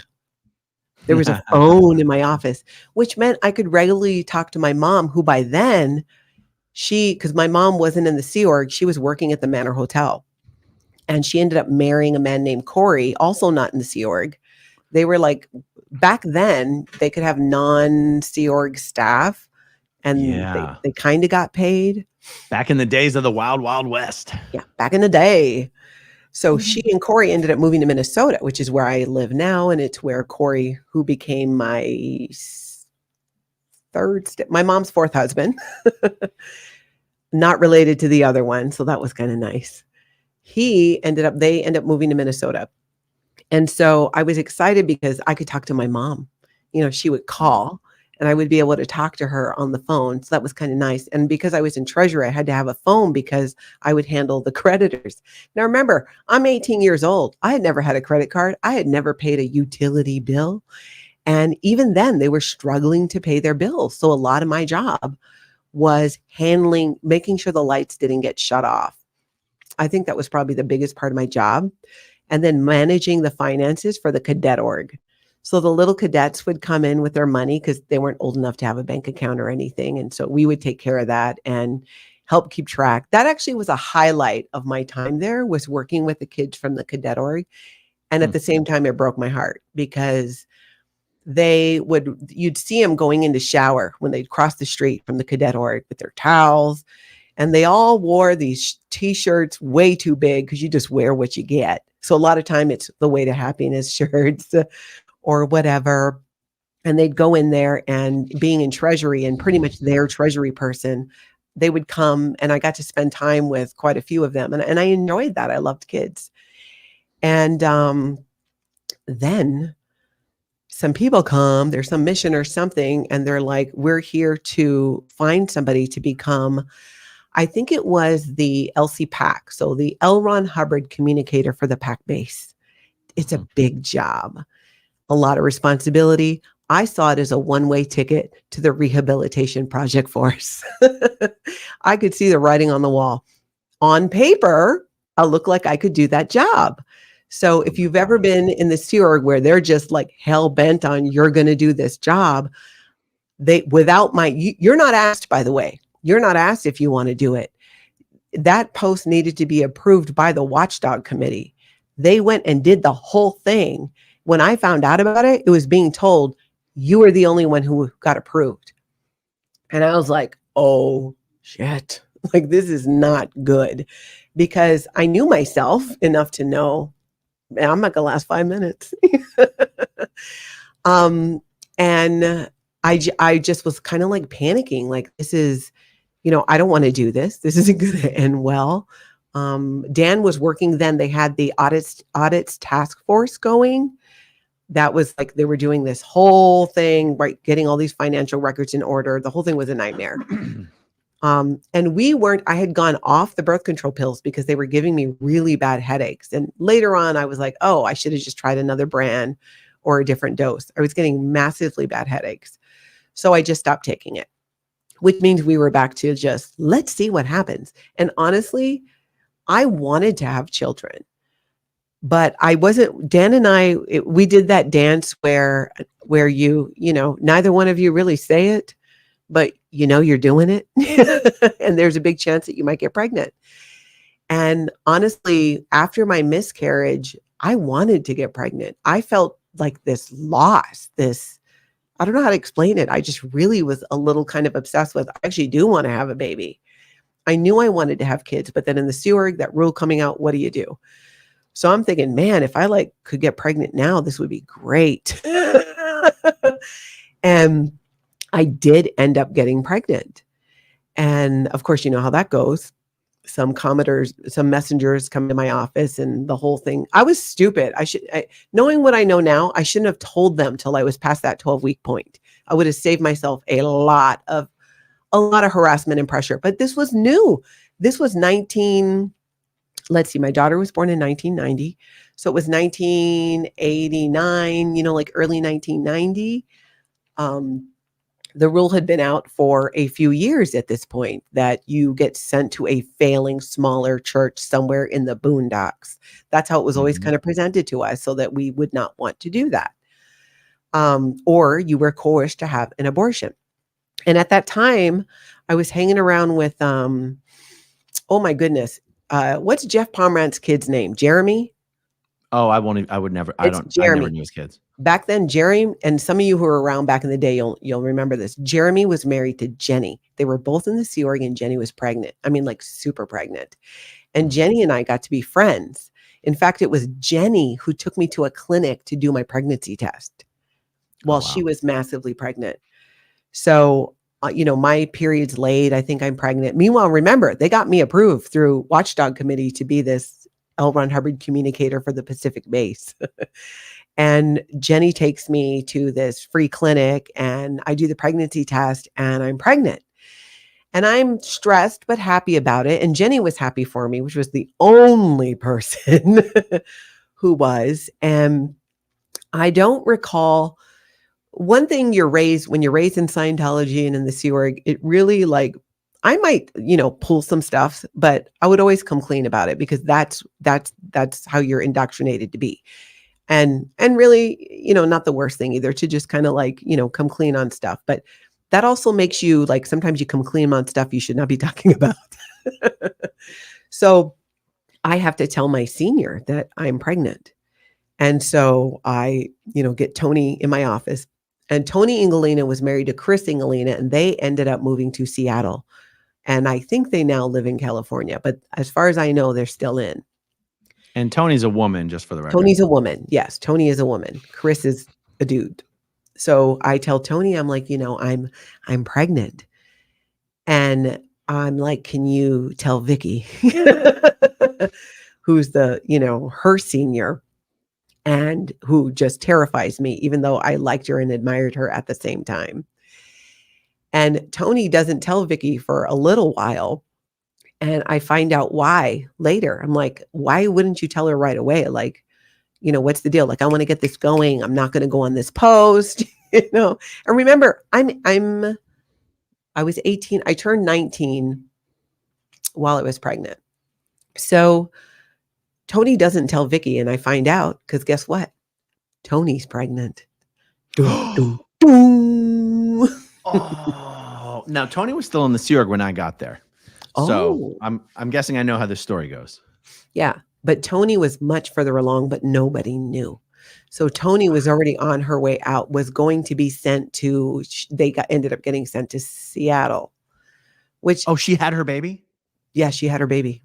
Oh. Yeah, she went on to have a couple babies. Yeah, she did. Wow. She had the baby. They went to Seattle. So then I'm there. And then, the messenger starts showing up with the, how can you do this? Basically, the coercion for the abortion starts. Yep. And they know that they have a short window to convince you to do this. And what really stuck in my mind is how young these girls were. I remember thinking, like, you're sitting here pressuring me to convince me that the best thing for me, not the best thing for me, the best thing for the organization, thereby me, is to abort this child. And I'm sitting there wondering, like, have you even had a period yet?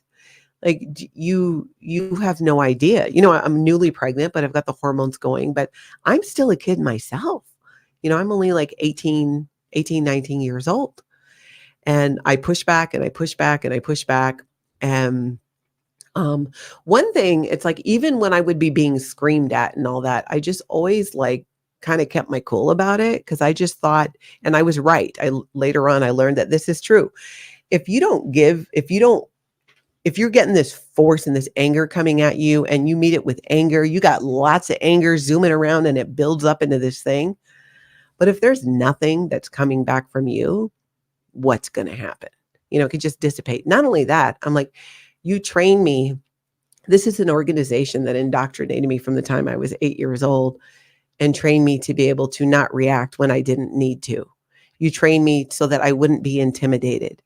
You trained me so that I would hold my ground and back up LRH policy and defend the Sea Org whenever was necessary. That training also comes in handy when somebody's being, just super aggressive and screaming at you and all that. So they kind of did the good cop, bad cop, and they also knew, like, we're not telling you what to do. It's just, you should get an abortion. So I ended up not. I was like, no, I'm not doing that. We want our child. My husband wanted our child. And we also got sent to Seattle, which is interesting because I'm pretty sure she went straight to Seattle. I'm not sure, but she was there when I was there. But they ended up leaving the Sea Org. I was still on staff in Seattle. And that was, I went out there by myself let me back it up.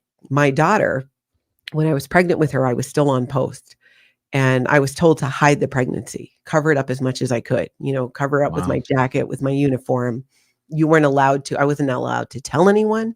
So I wasn't allowed to celebrate this except quietly with my mom on the phone. Wow. And I remember when I was very pregnant, like there was no hiding it anymore. I was in the bathroom and I ran into Kay. She was like Connolly. yes. Ran into her. I come out of the bathroom. I'm massively pregnant. And she looks at me up and down and she says, "How can you do that?" And I Oh. was just, oh Lord, because here's someone who also, she would do media for Scientology. You know, Well, also, and Kay had her own kids. yeah. Did she have her kids by then? Do you know? I don't know. She was older. She was older then to me. I mean, I was like 18, Yeah. 19, and I remember thinking she was an older woman.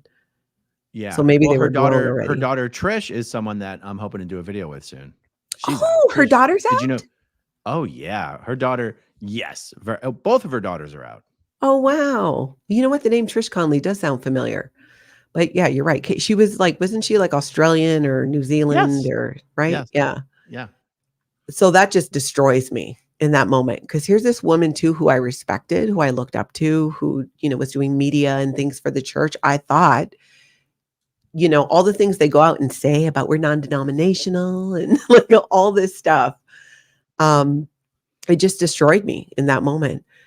And right after that, the scene, like somebody in HCO, so the people in charge of, again, moving people around, comes to me and says, and her name was Carol, and she was kind about it. And she basically said, like, it's time for you to step down. And I was so obviously pregnant, they didn't want me walking around the base.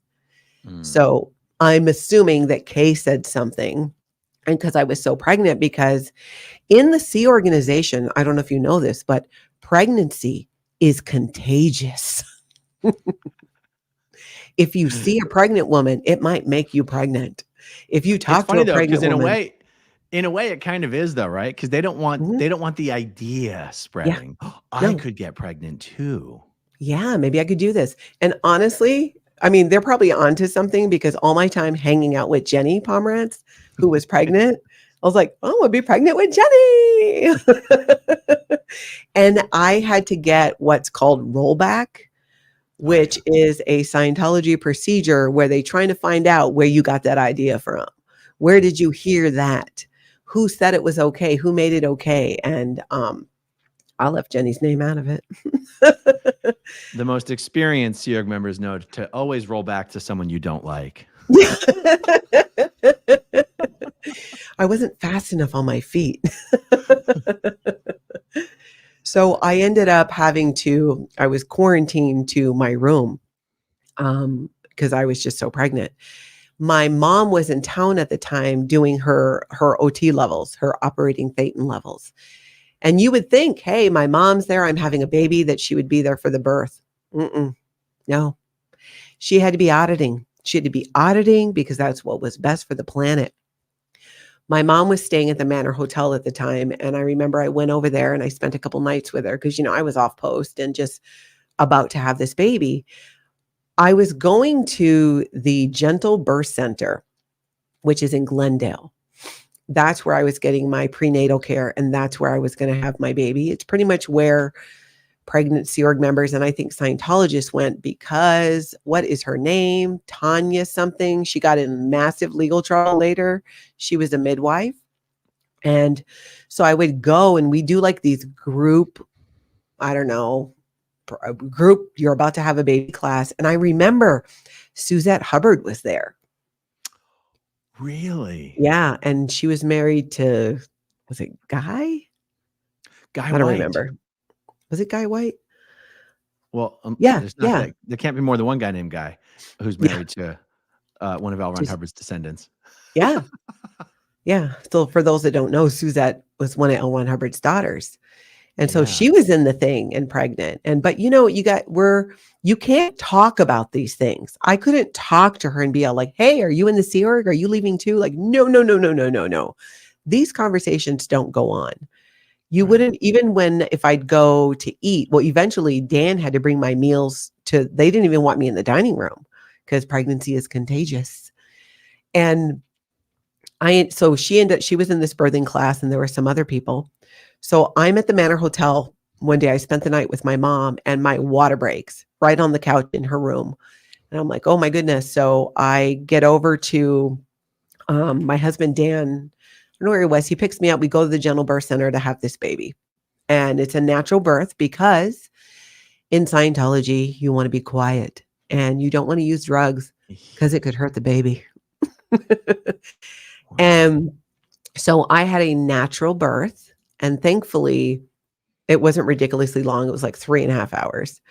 Because again, if I'm doing anything, I'm going to do it well. And my daughter's born at around 3:30. We were out of there by probably 6:37 because it's a Wow. birthing center. It's not a hospital. I found out years later, I found this out just a couple years ago, that this Tanya woman was brought up on charges because babies were dying. Like there were 2 or 3 deaths at the same time I was there having my daughter. Like Oh I my had no God. idea. Because again, we weren't reading newspapers. We didn't get to do any of that. So I have my daughter and we go back to the base and we go back to our room, and I'm not allowed to leave with the baby because they're getting ready to send me to Seattle. But it was taking like 2 weeks to get everything sorted. So for 2 weeks, I had my newborn in this room where we weren't allowed to leave. We put her in a drawer with blankets. We're not animals, but there was nowhere to put her. You're not getting a bunch of baby gear. But here's the really super cool and sweet thing. Those cadets from the cadet org, they bought me a stroller. They bought a No baby way. stroller with their own money, or maybe they Oh, got it somehow. I don't know. And they brought it to me. And I mean, wow. obviously at risk of, because no one's allowed to show me any kindness when I was pregnant or having this baby. And it just touches me now. These kids, with nothing. Oh, damn it. So they bring the stroller, and I think at that point I kind of rebelled a bit and I took her out a few times in the stroller to go walk around, but not much. And my husband would bring me meals because I had to stay in the room with his baby, because if someone sees it, it might be contagious to want to have babies. And so I get on a plane to go to Seattle, and it was 3 months, I think, before my husband ever showed up because he was still working there. I think he was They doing the didn't even audit send you task force. together? No, nope, Oh my God. nope. Just me, little old me, and this How could he be 2-week-old okay with trip. that? Well, he wasn't okay with it, but what was he going to do? Wow. He didn't have authorization to leave, and I'm the one who had the baby. So it was easier to just, get me moved to Seattle. And 2 weeks after giving birth, I got on a plane with some suitcases, went to Seattle. I ended up moving in with another Sea Org couple who was there. Richard and Linda. Now she's Linda Smith because they divorced. So I don't remember their last name, what Richard's last name was, but Richard was, I think, the executive director for the daytime organization, which is where I was going to be working. And Linda, they're both Sea Org members, but Linda was kind of on an LOA. So she was being the nanny, except we had to pay her. So she would take the day I got there, I had to go to the org. I had to figure out how to catch a bus to go from where we were to go to the org to go on post. I had a baby 2 weeks ago, and I'm just like handing my baby off to somebody I just met. And this went on. I would go on post, and then I'd, be home with the baby when I could be home. And it was about 3 months before Dan came. And that time in Seattle were probably some of the worst years of my life. I mean, it was, now looking back, I can look back with the eyes I have today and understand that I was definitely depressed. And who wouldn't be? I didn't want to stay in the Sea Org. And it was, I wouldn't qualify as saying it was worse than being in the Sea Org. When you're out there, you have to be on staff. You have no way to support yourself because you have to get another job, or one of you does. And now you got to get diapers. You have this baby to take care of, but you have to be on post full time and you're a Sea Org member. So when Dan came, he worked on the foundation org. So we were on opposite schedules, and then he would work during the day. He got a job. Oh my God. So we're just on this constant, our marriage was doomed. Doomed. And we went, and I think we lasted, oh gosh. He came 3 months later, and you just put your head down and it's just the grind. And just trying to just hold it together, while we're there trying to like have this baby and all this stuff. And it was a really bad time. It was a really bad time. I think that was probably the hardest it was mentally and emotionally. In ways, I think it was because you're dealing with so many different things in the Sea Org. You're isolated. You're dealing with a heck of a lot of crazy. Well, Natalie, I spent many more years on staff in Philadelphia, day foundation schedule, than I did in the Sea Org. And I will say, from my perspective, being on staff is harder than being in the Sea Org if you're working a day in foundation schedule. Yeah. Because when and I won't belabor this point because it's your story, but like having to handle in the real world, rent, groceries, a job, a car, a significant other, commuting.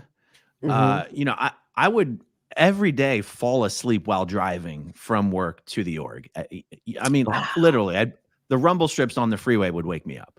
Wow. Like, because whereas in the Sea Org, you're not getting a lot of sleep, but you also don't have to commute anywhere. You don't have to worry about bills. You don't have to worry about buying food. It's easier to be in the Sea Org, although in some ways the abuse can be worse in the Sea Org. Yeah.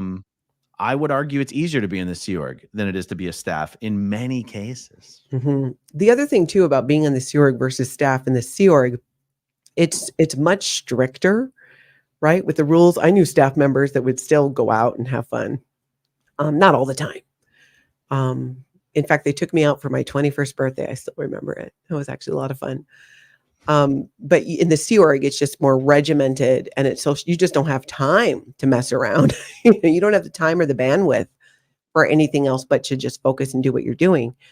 And then as a staff member, being out more in the world, you're seeing a little bit of what you're actually missing, and you're poor. You have no money. You're barely getting by. You're having the demands of you on staff.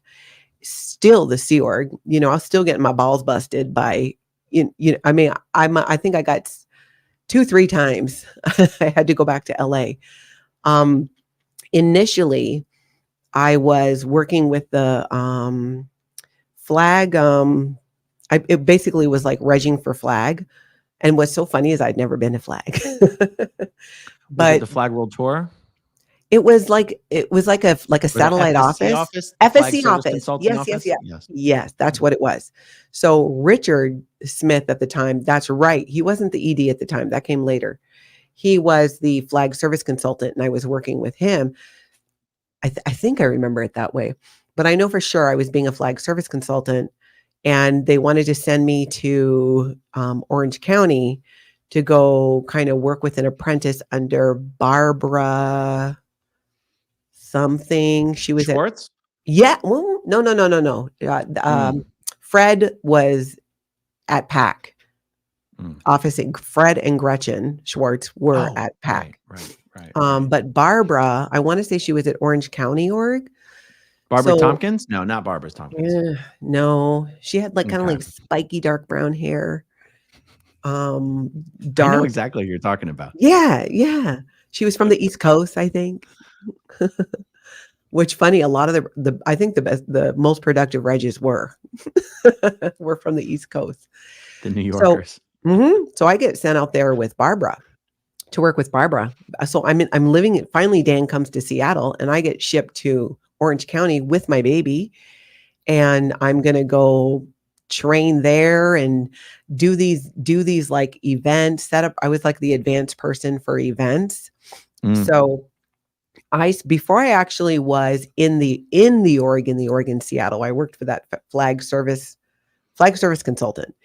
So Yeah. I did a little bit of traveling where I would work with two OT8s. These are two gentlemen who got to the top of the Scientology bridge to total freedom. Was Dennis Feeney and Jerry Ratchiff, who actually were kind of a hoot. I'd fly out to New Mexico and I would set up the event, and then they would come and they would do this event, and then they would do I didn't do any regging. I'd never been to flag. And we did this in New Mexico, around California. I went to a few places in Canada. And again, I've got this baby, back home, and I'm doing that for a while. And then they did away with that no, you can't have parents who are Sea Org members, and they need to be in the Class 5 org. And when I was in the flag service consultant area, I remember it's like we had access to money because we needed to tour. So it's like food wasn't so much of a thing. You were a little more taken care of. So I didn't mind it in that way. It was just hard being away. So they did away with that. And then I had to actually work in the Oregon, Seattle. And I think I worked in Division 6, where I was in charge of getting new people in. And it was horrible. It was it was just not a good thing. I was just in such a state of, you get into this world where you can see people walking down the street outside, or I would go to get coffee. I had never gotten coffee somewhere before. So Seattle was a great place to learn about coffee. I will say that. And I'd go and, I also didn't know how addictive caffeine was in espresso. Developed a little bit of a problem, but with the help of somebody and some supplements, I was backing off on the espresso.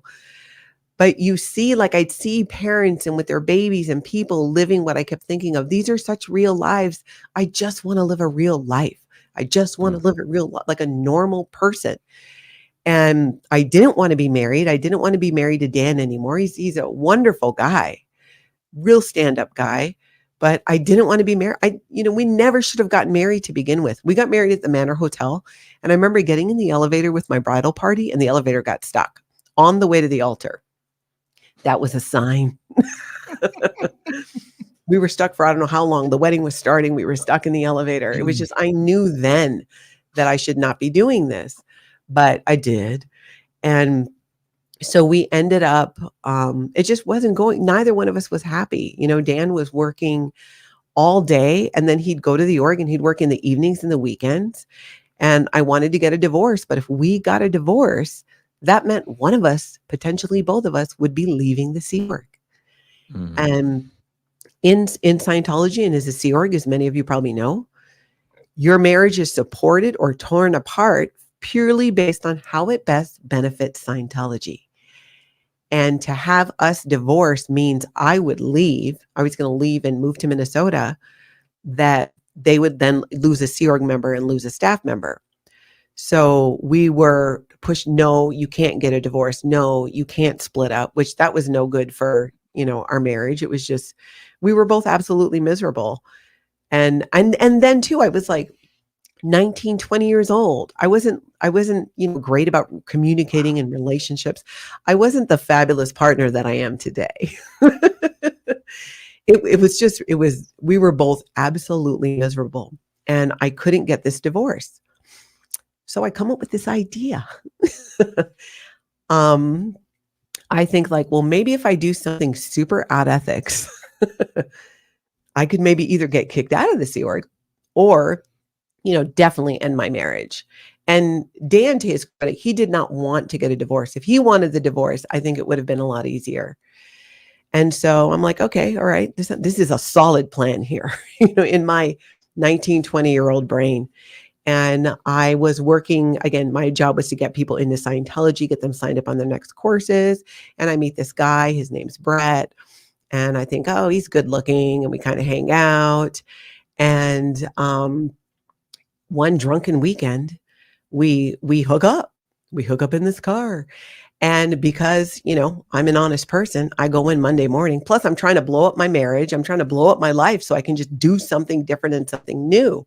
It was like this feeling of I wasn't looking at it like I'm going to do this and then for sure I'll be able to get out. It was like, I don't care. I just don't effing care. I can't take it anymore. I just have to do something that makes me feel like I have some sense of control and that I'm breaking out of this. And I thought that sleeping with this man would be it. And I go in on Monday and I go to the ethics officer and I'm like, there's something I need to tell you. I had an affair. Even though Dan and I were sleeping in different rooms and on the outs, we were married. This was full blown, definitely adultery. It was. And I knew it when I did it. And when I went in, I'm like, this is what I did. We probably should get a divorce. And they weren't having it. They weren't having it. It was like, no, you got to do marriage counseling, which is a joke. And I thought for sure Dan would want the divorce. So she's like, have you told Dan? I'm like, no. I was hoping that we could do that together. So he gets pulled in and I tell him and he's upset. But he's still not wanting to get a divorce. And at this point, I'm like, I cheated on you. I am scum. I am an adulterer. I should have a scarlet letter on my face, on my shirt, whatever. Still doesn't want to get a divorce. I'm like, okay. And then even more so, I'm like, I just felt so trapped. I can't get this divorce. I can't leave the Sea Org. I'm completely broke. I don't even think I had a driver's license at that point. Maybe I did. I think I might have gotten it in California. But this is just not happening. So the weeks are going by. We do a little bit of marriage counseling. What is there to confess at that point? Marriage counseling in Scientology is you sit in there on the e-meter and you get off your overts, your harmful acts, what you've done. And the idea is it brings you close together, which in theory kind of makes some sense. But that's not what was happening. I'd already, I shared everything because I wanted out. I wanted out of this marriage. I wanted out of this Sea Org. I wanted out of this town. And none of that was happening. So weeks go by. I find out I'm pregnant. Dan and I hadn't been together for months and months because we were, I was pretty much done. But yeah. Oh yeah. Life got real fun at that point. So I'm pregnant again, not with my husband's child, but with a public Scientologist's child. And it gets even more interesting.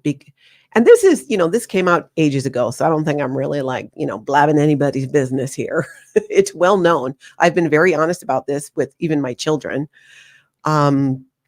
He was there in Seattle, but then he decides, because after it comes out that, no, it's before I found out I was pregnant, the man that I cheated with and got pregnant by, Brett, who was a new Scientologist, he decides he's moving to Florida. I think it was Florida. It could have been, might have been Miami, because he was going to go marry this other Scientologist who he also got pregnant.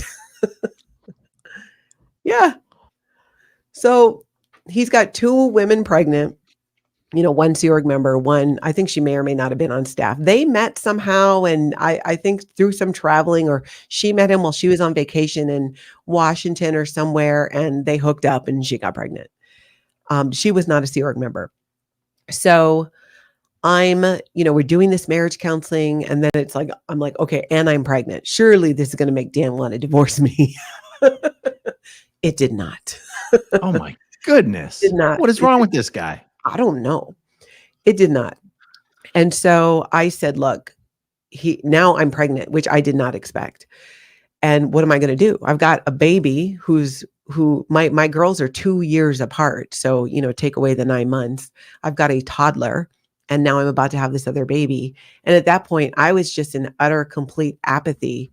There was never a question that I wasn't going to keep the baby, because, and that, that was an option too, back to the whole abortion conversation. And I was like, don't even say those words to me. I'm like, no, not doing it. I wanted to have another child. I didn't mean to go about it and do it that way, but I did want to have another child. And so did Dan. Mm-hmm. He wanted to have another child. And so it was decided that we would stay married and Dan would raise the child as his own. Yeah. So I have my daughter, whose name is Kelsey, and she's absolutely fabulous. So my daughters are Shelby and Kelsey. at this point.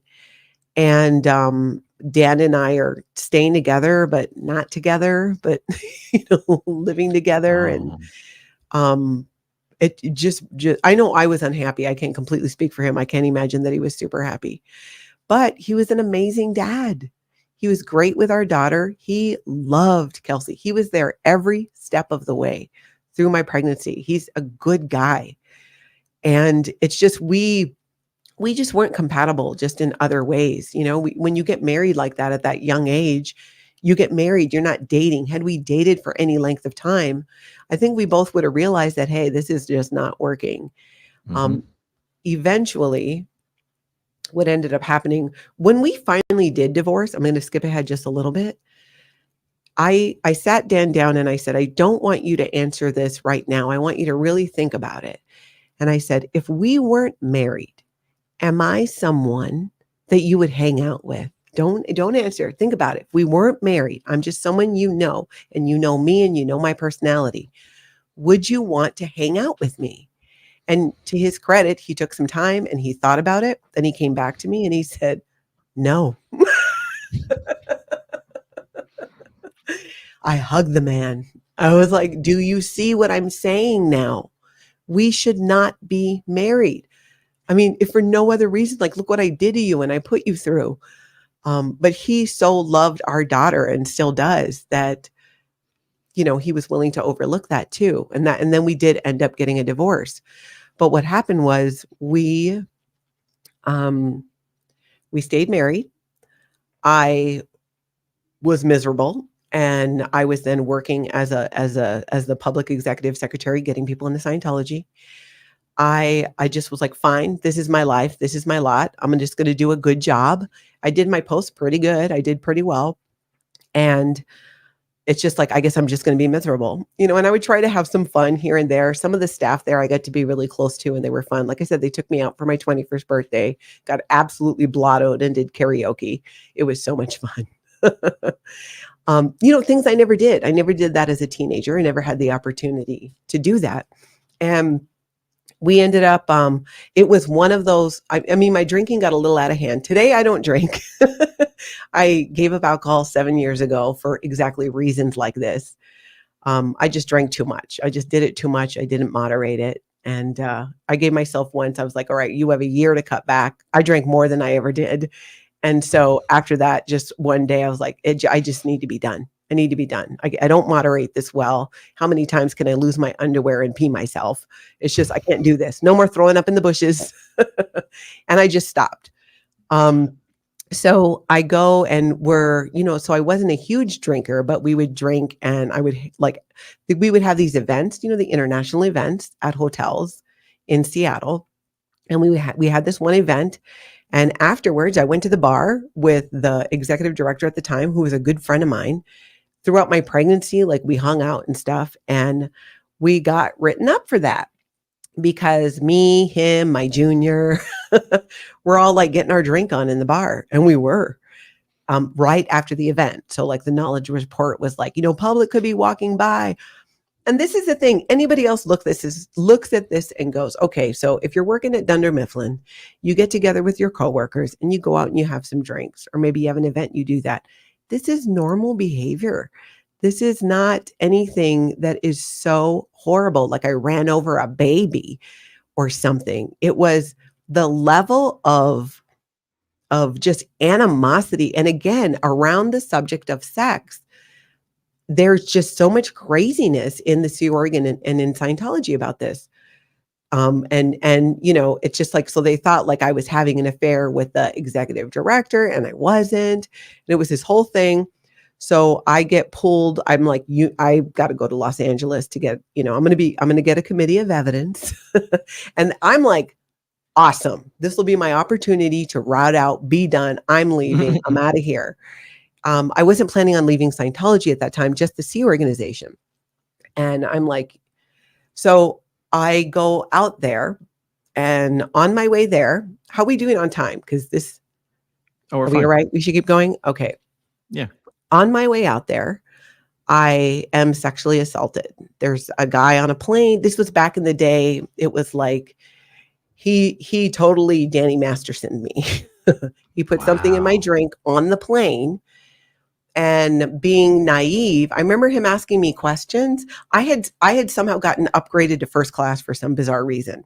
And I was in first class and sitting next to this guy who was, a handsome guy. And he was asking me questions, and like an idiot, I'm like, no one's picking me up in LA. No one knows I'm coming. I mean, basically told him everything he needed to know. And he got up because he's like, do you want a drink? So I'm like, flight attendant, because we're in first class too. He goes, no, I'll go get it. I still don't think anything, because this is 1990. Kelsey was born in 92, 93. I didn't know about roofies and stuff like that at this point, right? And I had 2 drinks, and I just like felt so, I had never done drugs before. I don't think I'd even had like Oxy or anything like that. And I felt so out of it, like I didn't know what was happening, and felt like I was drifting, like I was awake, but drifting in and out of consciousness at one point. Like I was just super, super, super drunk, which I should not have been with 2 cocktails. Because remember, I had been getting my drink on, so I had a little bit of a tolerance. And we land at LAX, and he takes me to his apartment, which he tells me is not his apartment. I did remember that part. And I have parts of this that I am very clear on, because later on when I had to share this, I was very specific about what I remembered, what I could remember. And he sexually assaulted me. And I remember being put in a shower and him, washing me, trying to get rid of the evidence. And it was this weird, it's like I was watching it from the corner of the room. Like I could see myself in the corner of the room watching what was happening with the parts I could remember. And then I would just like black out. And then I just couldn't remember. It's like I felt like I could hear but not see. My senses just kind of kept changing like that. And I couldn't remember. There was like this, my memory was a big issue the next day. So, or morning or whatever it was. This goes on overnight, and he puts me in a cab. I'm super confused because I don't know. I know what happened, but I don't know what happened. I'm thinking, in my mind, I knew I did not consent to this. I can remember waking up and what he was doing to me. Like, I don't want to do this. I don't want to do this. But then I would black out again. So I'm just like, I'm in total shock. Like, I don't know what to think. He is acting normal. And so I go into my default. I just go right into my Sea Org and just, okay, I'll go back to the base. I get in the cab. I go back to the base. I'm there for a committee of evidence. So I'm already a piece of crap. Wait, so this guy was not a Scientologist, right? No, he was not. But you were supposed to go to the airport and go right to the base. But so you're arriving a day late, right? Yeah, but it was like, no one was set. You know how it is when you arrive, nobody's there to meet you. Nobody's there to greet you. No one was going to be picking me up. I was going to have to take a cab. I was getting myself to the base so that I could show up for my committee of evidence. But I was going to show up and say, I want out. I want to route out. And which, you can't tell anybody back in Seattle at that time. And so I walk into, you remember the Horseshoe? Yeah. At the PAC base. I forget which street that was on. So I go in. Yeah. I think it was Catalina. There was the reception there. That's where they used to stop all the, all that when people were being served and stuff. You weren't allowed to take anything, sign anything. You worked reception there. So I'm just literally numb. I'm in shock. I was in shock for a while.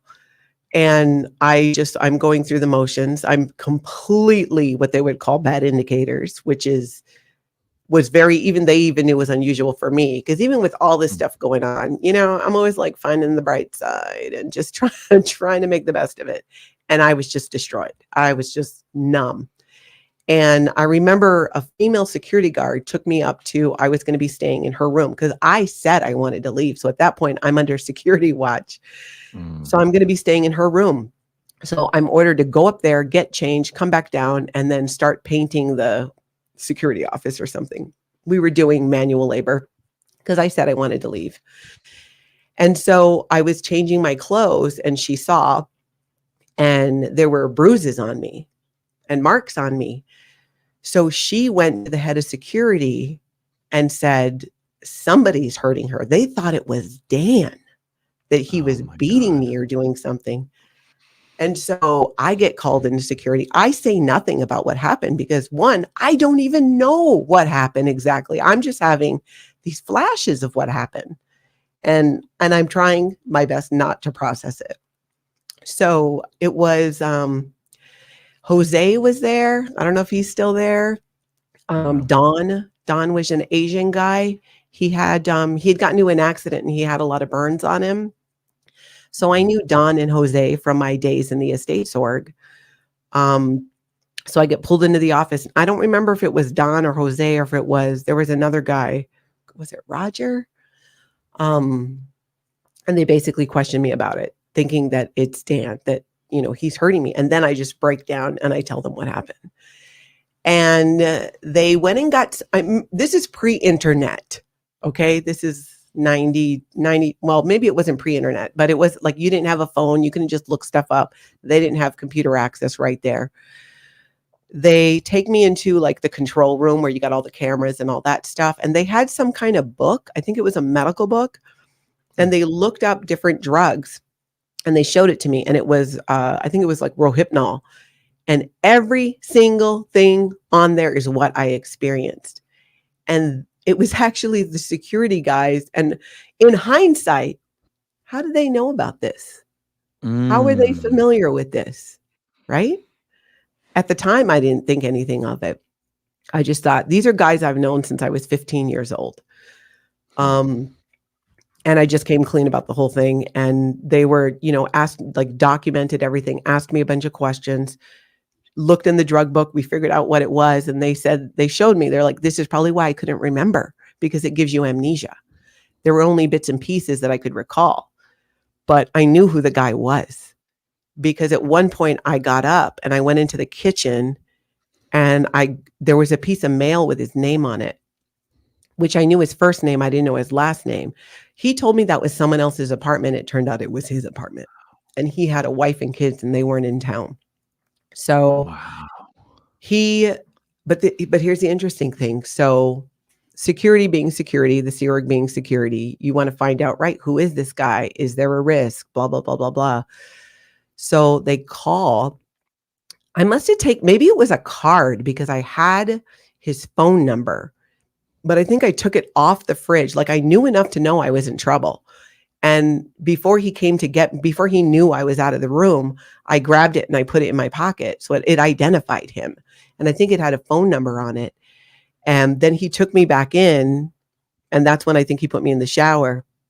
And he gave me another drink too. So there was probably something in that, because it's like when I would kind of come to, I'd be all out of it again. So security, and I don't remember exactly who it was, but I was right there. It might have even been on the call. We call his house. I think they just looked up, they found his number. They found the house number because I had his name. And a woman answers, and it's his wife. And they basically pretend to be doing a survey to find out information about who this guy is that did this, right? Meanwhile, I didn't go to the doctor. No, wasn't going to the doctor, wasn't allowed to call the police, wasn't allowed to report it. They wouldn't let you call the police? No, absolutely. Even though the guy's not a Scientologist. No. And you know what? I thought about this. I was like screaming at the television the whole time during the Danny Masterson trial and all of that. I'm like, these people aren't going to cover up sexual assault just because it's a Scientologist. They're going to cover it up so the police don't come at all for any reason. And so they found out who he was. So they knew exactly who he was, what he did. He was an actor. And they knew exactly who he was. I knew exactly who he was at that point. After this phone call they made to his, unbeknownst to his wife, she was giving up all this information. It was back in the day. People weren't as, like if you called someone today and started asking random questions, they'd be like, click. It was different back then. And she was more than happy to share about his big career break that he was just getting and what was happening and what he was in and all this. And he was a very this is a crazy thing too about sexual assault is not about sex. It's about control. It's about anger. This was a handsome man. He also was incredibly strong. He was a world champion it was karate or taekwondo. I remember because he was picking up this giant trophy at a baggage claim, and he was on his way back from some kind of tournament. So this was a very, very, very, I remember thinking how strong he was. Like I couldn't even push back. Like I felt like I couldn't move. And so they know exactly who he is. So then I'm thinking like, okay, we're going to call the cops. We're going to bust him. No, none of that. They know I want to leave, that I want to leave this organization. They know that I'm getting a ComEv and those wheels are turning, but they don't want anyone to know about what happened. So it was Carol, who was the senior HCO person from before, who told me I had to go to my room when I was too pregnant. She comes down and she sits me down and says, I know that you want to leave the Sea Org. I'm like, yeah, I want to leave the Sea Org. I've wanted to leave. I just want to move to Minnesota, be with my mom and, be done. And so I just want to start me on the routing form. Like I wasn't even thinking about and processing the whole sexual assault thing. I did the Sea Org thing. I compartmentalized it and just pushed it aside and all that emotion aside. And then she says, she leaves and she comes back and she says, we will let you leave the Sea Org. You won't need to do a routing form, but you can never speak about this. You can't tell anyone back in Seattle. You can't tell anyone here, and we'll let you just leave. About the assault? Yep. What? Mm-hmm. Yeah. They didn't want me to report it. Like I said, I didn't go to medical, nothing. And I had obvious bruises and stuff on me. Because that's how they figured it out. So this was basically the deal. I would be allowed to leave the Sea organization without a sec check, without a routing form. I was to go back to Seattle, not speak to anyone at the org, and just move to Minnesota and be an ex-Sea Org member, pay off my freeloader debt, and then, do my own thing.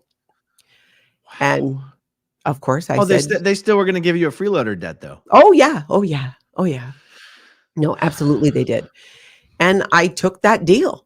The last thing I wanted to do at that point was to keep rehashing what happened, especially when I couldn't remember a lot of it. And I still had to go through the committee of evidence. Oh my God. I still had to go before these people for some other stuff that I didn't even do. And they were going to fitness board me out of the Sea Org. So it was going to look like that I got a committee of evidence and I was fitness boarded out of the Sea Org for some whatever. I never solved the finding in Rex. I don't even know what happened or if they even finished it. They didn't know. The committee, I wasn't allowed to talk to the committee about it, about what happened. This was like this side deal. So I took the deal. I'm like, okay, I'll do that. I just want to leave.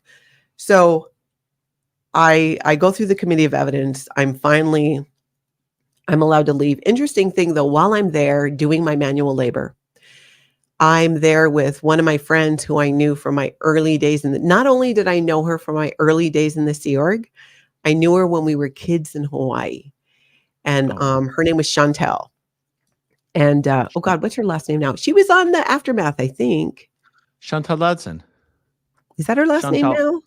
Well, because that's her married name now. Let me pull up. We're friends on Facebook. Yeah, well, she was on married Facebook to is Chantal Dodson. Yes, Dodson. That's right. Yes. Yeah. Has a flower shop. Chantel was there, and we knew each other from, again, we were little kids in Hawaii because her She's parents. From Hawaii?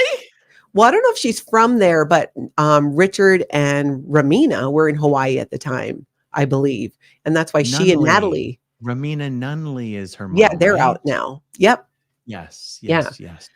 So they were in Hawaii when we were kids, because I remember we used to play. It's actually, my sister and I played with these two girls, and I always remembered one of them was named Natalie, which is because I was named Natalie.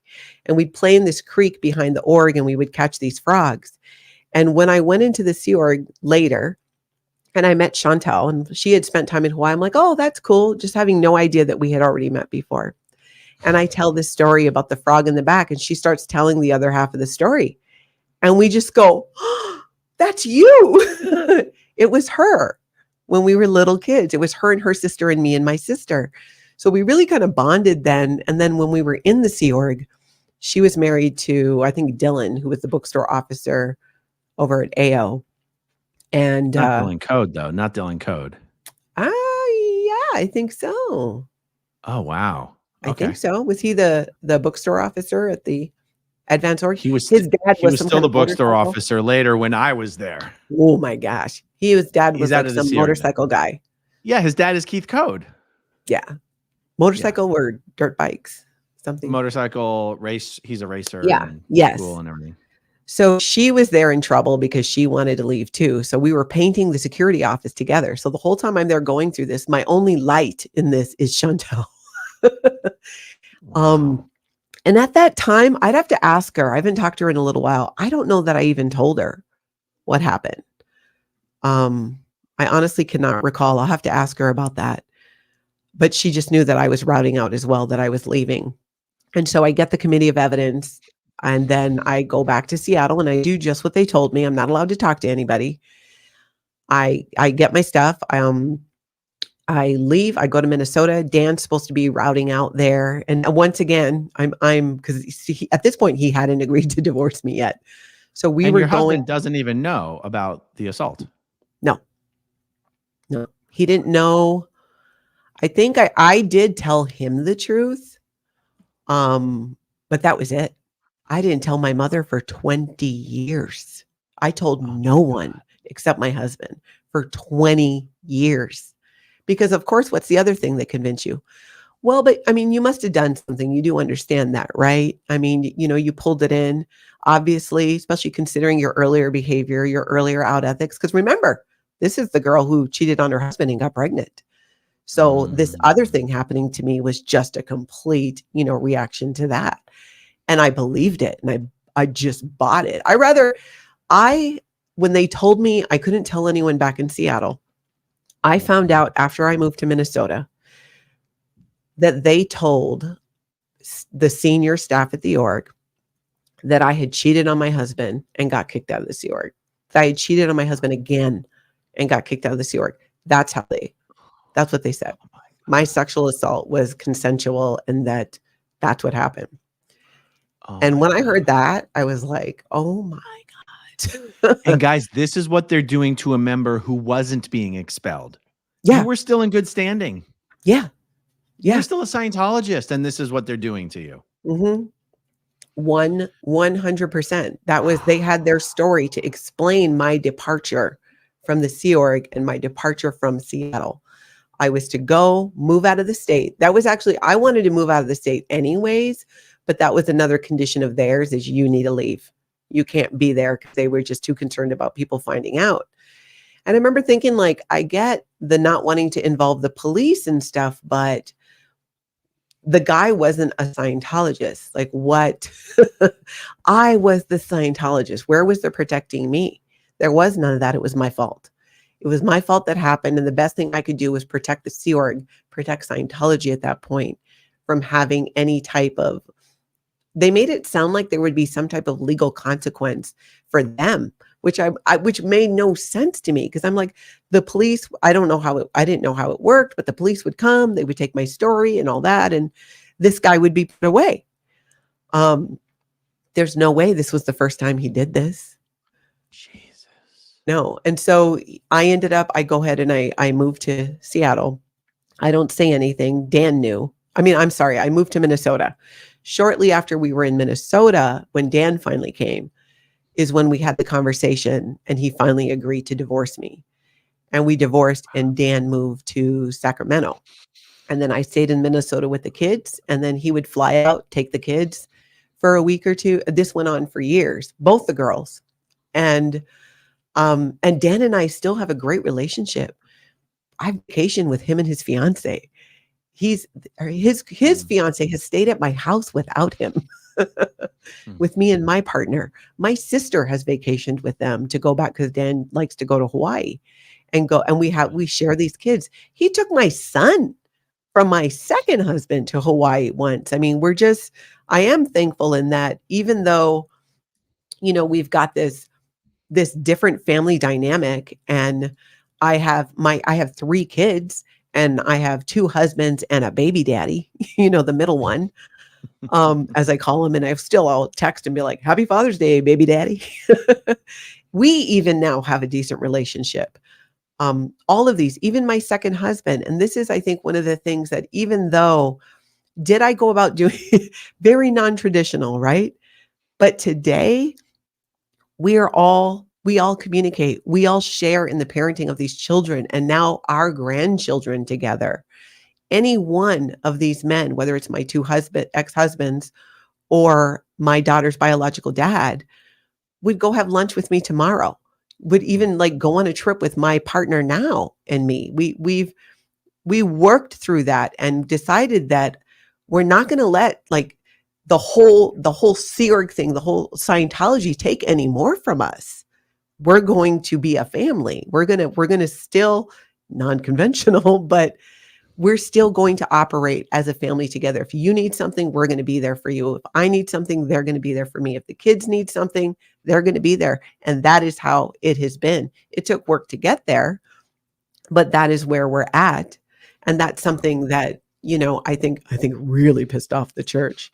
The guy, for, in the 20 years of keeping that secret, I didn't tell my mom until we were just about to leave. She was about to leave Scientology. In fact, my mom says it's the thing that pushed her.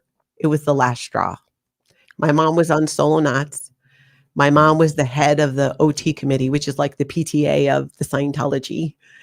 If you're a public person, very extremely active Scientologist. And obviously things had been happening with her, and it flagged that she had disagreements with the constant demands for money. There were things going on at Flag that she said she felt like they were trying to make her feel like she was crazy. Even with auditing, because she was expressing some doubts and like, hey, this isn't right.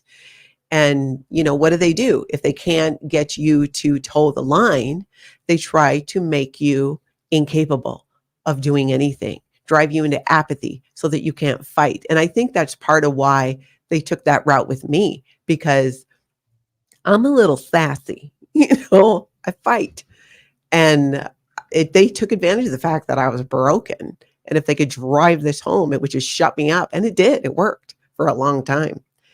And when I finally told my mom, I think it was even in that moment, she's like, I'm done. She's like, that's it. And then later on, when we would talk about like what kind of led to us finally pulling, finally hitting the I'm out of here button, it was that for her. She's like, the fact that happened to you, they covered it up, they lied about it. On top of that, even with the people back in Seattle didn't know. And there's so many levels to it. The worst level is what happened to you. When I try to look at it from your mom's perspective, I would feel so betrayed by my organization that nobody told me this happened to my daughter. That is exactly what her reaction was. She was pissed. She was livid. She couldn't believe it. She already had kind of these seeds of doubt, and she was having health issues as well. She had while she was on Solo Knot, she needed a kidney transplant. So I gave her a kidney, and she never went, I don't think she went back onto auditing the level after that, but she still had some trips to Flag. I think they were still trying to get her to. But it was when I shared that with her, which for me, it was kind of like, if I'm going to lose my family because I'm going to leave Scientology, I want them to know the truth about what happened, about how I ended up moving, how I ended up in Minnesota, how I left the Sea Org the way that I did. That's why when I was in Minnesota and Dan had moved, then I was, a single mom with these 2 very young kids. And it was like 5 years or so. And I was just working and taking care of my kids. I wasn't really doing much at the org. Once in a while, I'd go in for something. I had a freeloader debt. And then the tax exempt, the whole IRS thing came out. And you remember they had that thing where your freeloader bill could just be $5,000, Oh, regardless I of what it wasn't was. aware of the freeloader part of that, but I remember, what was it The called? The amnesty. amnesty. The The amnesty. amnesty. hmm Yes. There was the amnesty. Mm. So my mom pushed really hard because she wanted me back in the church. She wanted me back doing services. That she still believed at that point that it would help. At that point she didn't know what happened. She didn't know what happened in Seattle. So I ended up just kind of, I really wasn't doing anything except going to an occasional event with her for about 5 years or so. And then I met my husband, my second husband. And then I'd gotten onto course, and then, we got married, and then I was kind of more solidly back in the church at that point. And then we had a son, and we were married for 11 years. And I still, the whole time, and I made it through OT4, which is Wow. operating Thetan level 4 on the Scientology bridge to total freedom. You can go up to 8. I made it to 4. After all of this. Wow. And I know they knew still, like in the Sea organization, as part of when you do the upper levels in Scientology, you have to go through these security clearances. You also go through quite a bit more of auditing and mostly a lot of security checking. And this came up because it was an upset for me. And it was one of the orgs in LA. I don't remember if it was the AO or it actually might have been at ASHO. And I was doing my preparations. They're called OT preps, operating Thetan preparations that you need to do the OT levels. So I was there to do that. And this comes up in session about the sexual assault. Session gets stopped. Next thing I know, I'm with a Sea Org auditor now. The other one was Sea Org, but I'm with a very different Sea Org auditor at this point, somebody who had more clearances. Because when I didn't have any clearances in the Sea Org, you got to remember, I was like, I did my job in the Sea Org, but by Sea Org standards, I was probably the laziest Sea Org member that existed. And by anyone else's standard, I would have been absolutely productive and a great employee. But by the Sea Org standards, with the expectations of the all-nighters and all that, I just always managed to weasel my way out of that kind of stuff. How I didn't get in trouble for it more often is beyond me, but I think it's just because I'm charming. But we ended up, this kind of gets to where then we leave. And we're all going to, my mom is like, nope, we're leaving. And I'm like, I got to back it up. I'm married. I'm going through my upper levels. This comes up. They switch the auditors on me. And then I needed to be audited by somebody who had some clearances in the Sea Org. That's right. That's where I was at. Even though I had no clearances, I was nobody. I worked at, the Dunder Mifflin of Sea Org organizations at middle management. It was because of that. And I still, to this day, I'm like, why was it such a big deal for them? This guy wasn't a Scientologist. I was. I was a Sea Org member, but there was so much went into covering it up and not letting it known.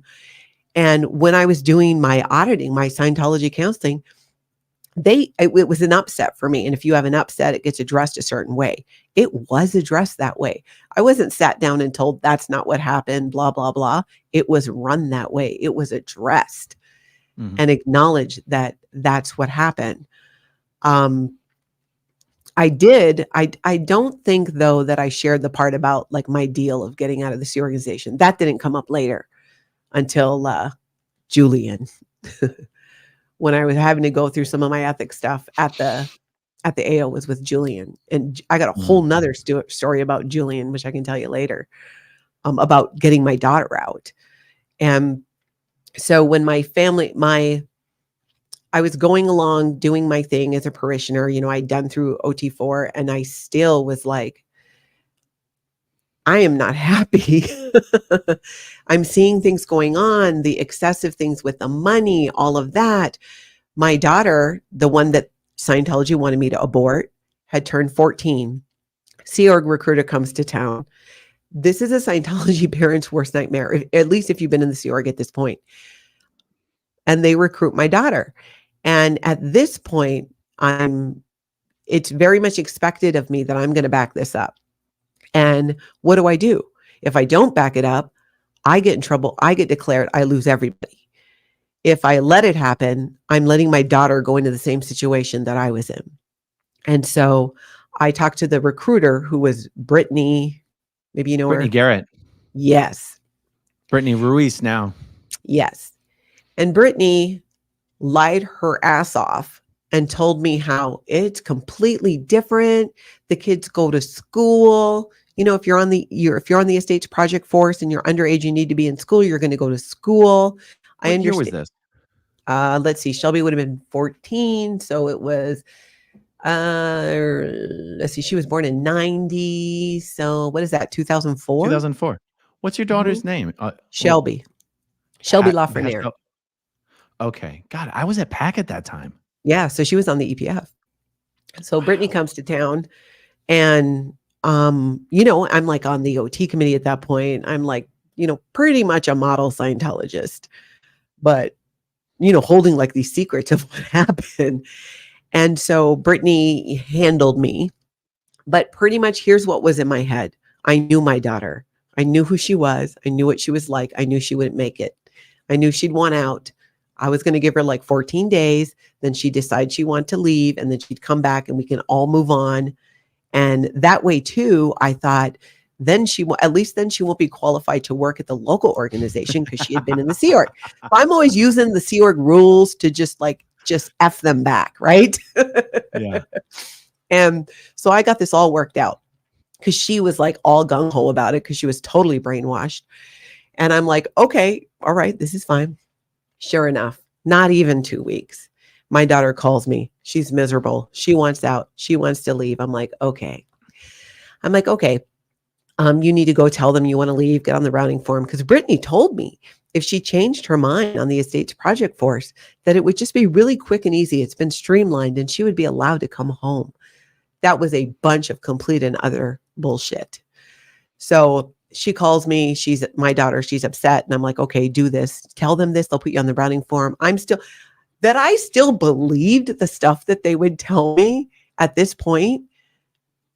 I don't know. It's just beyond me, but I did. I believed her. I think Scientologists can be very convincing at times.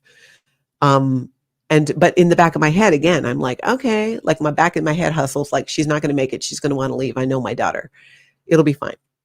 So I talked to her again.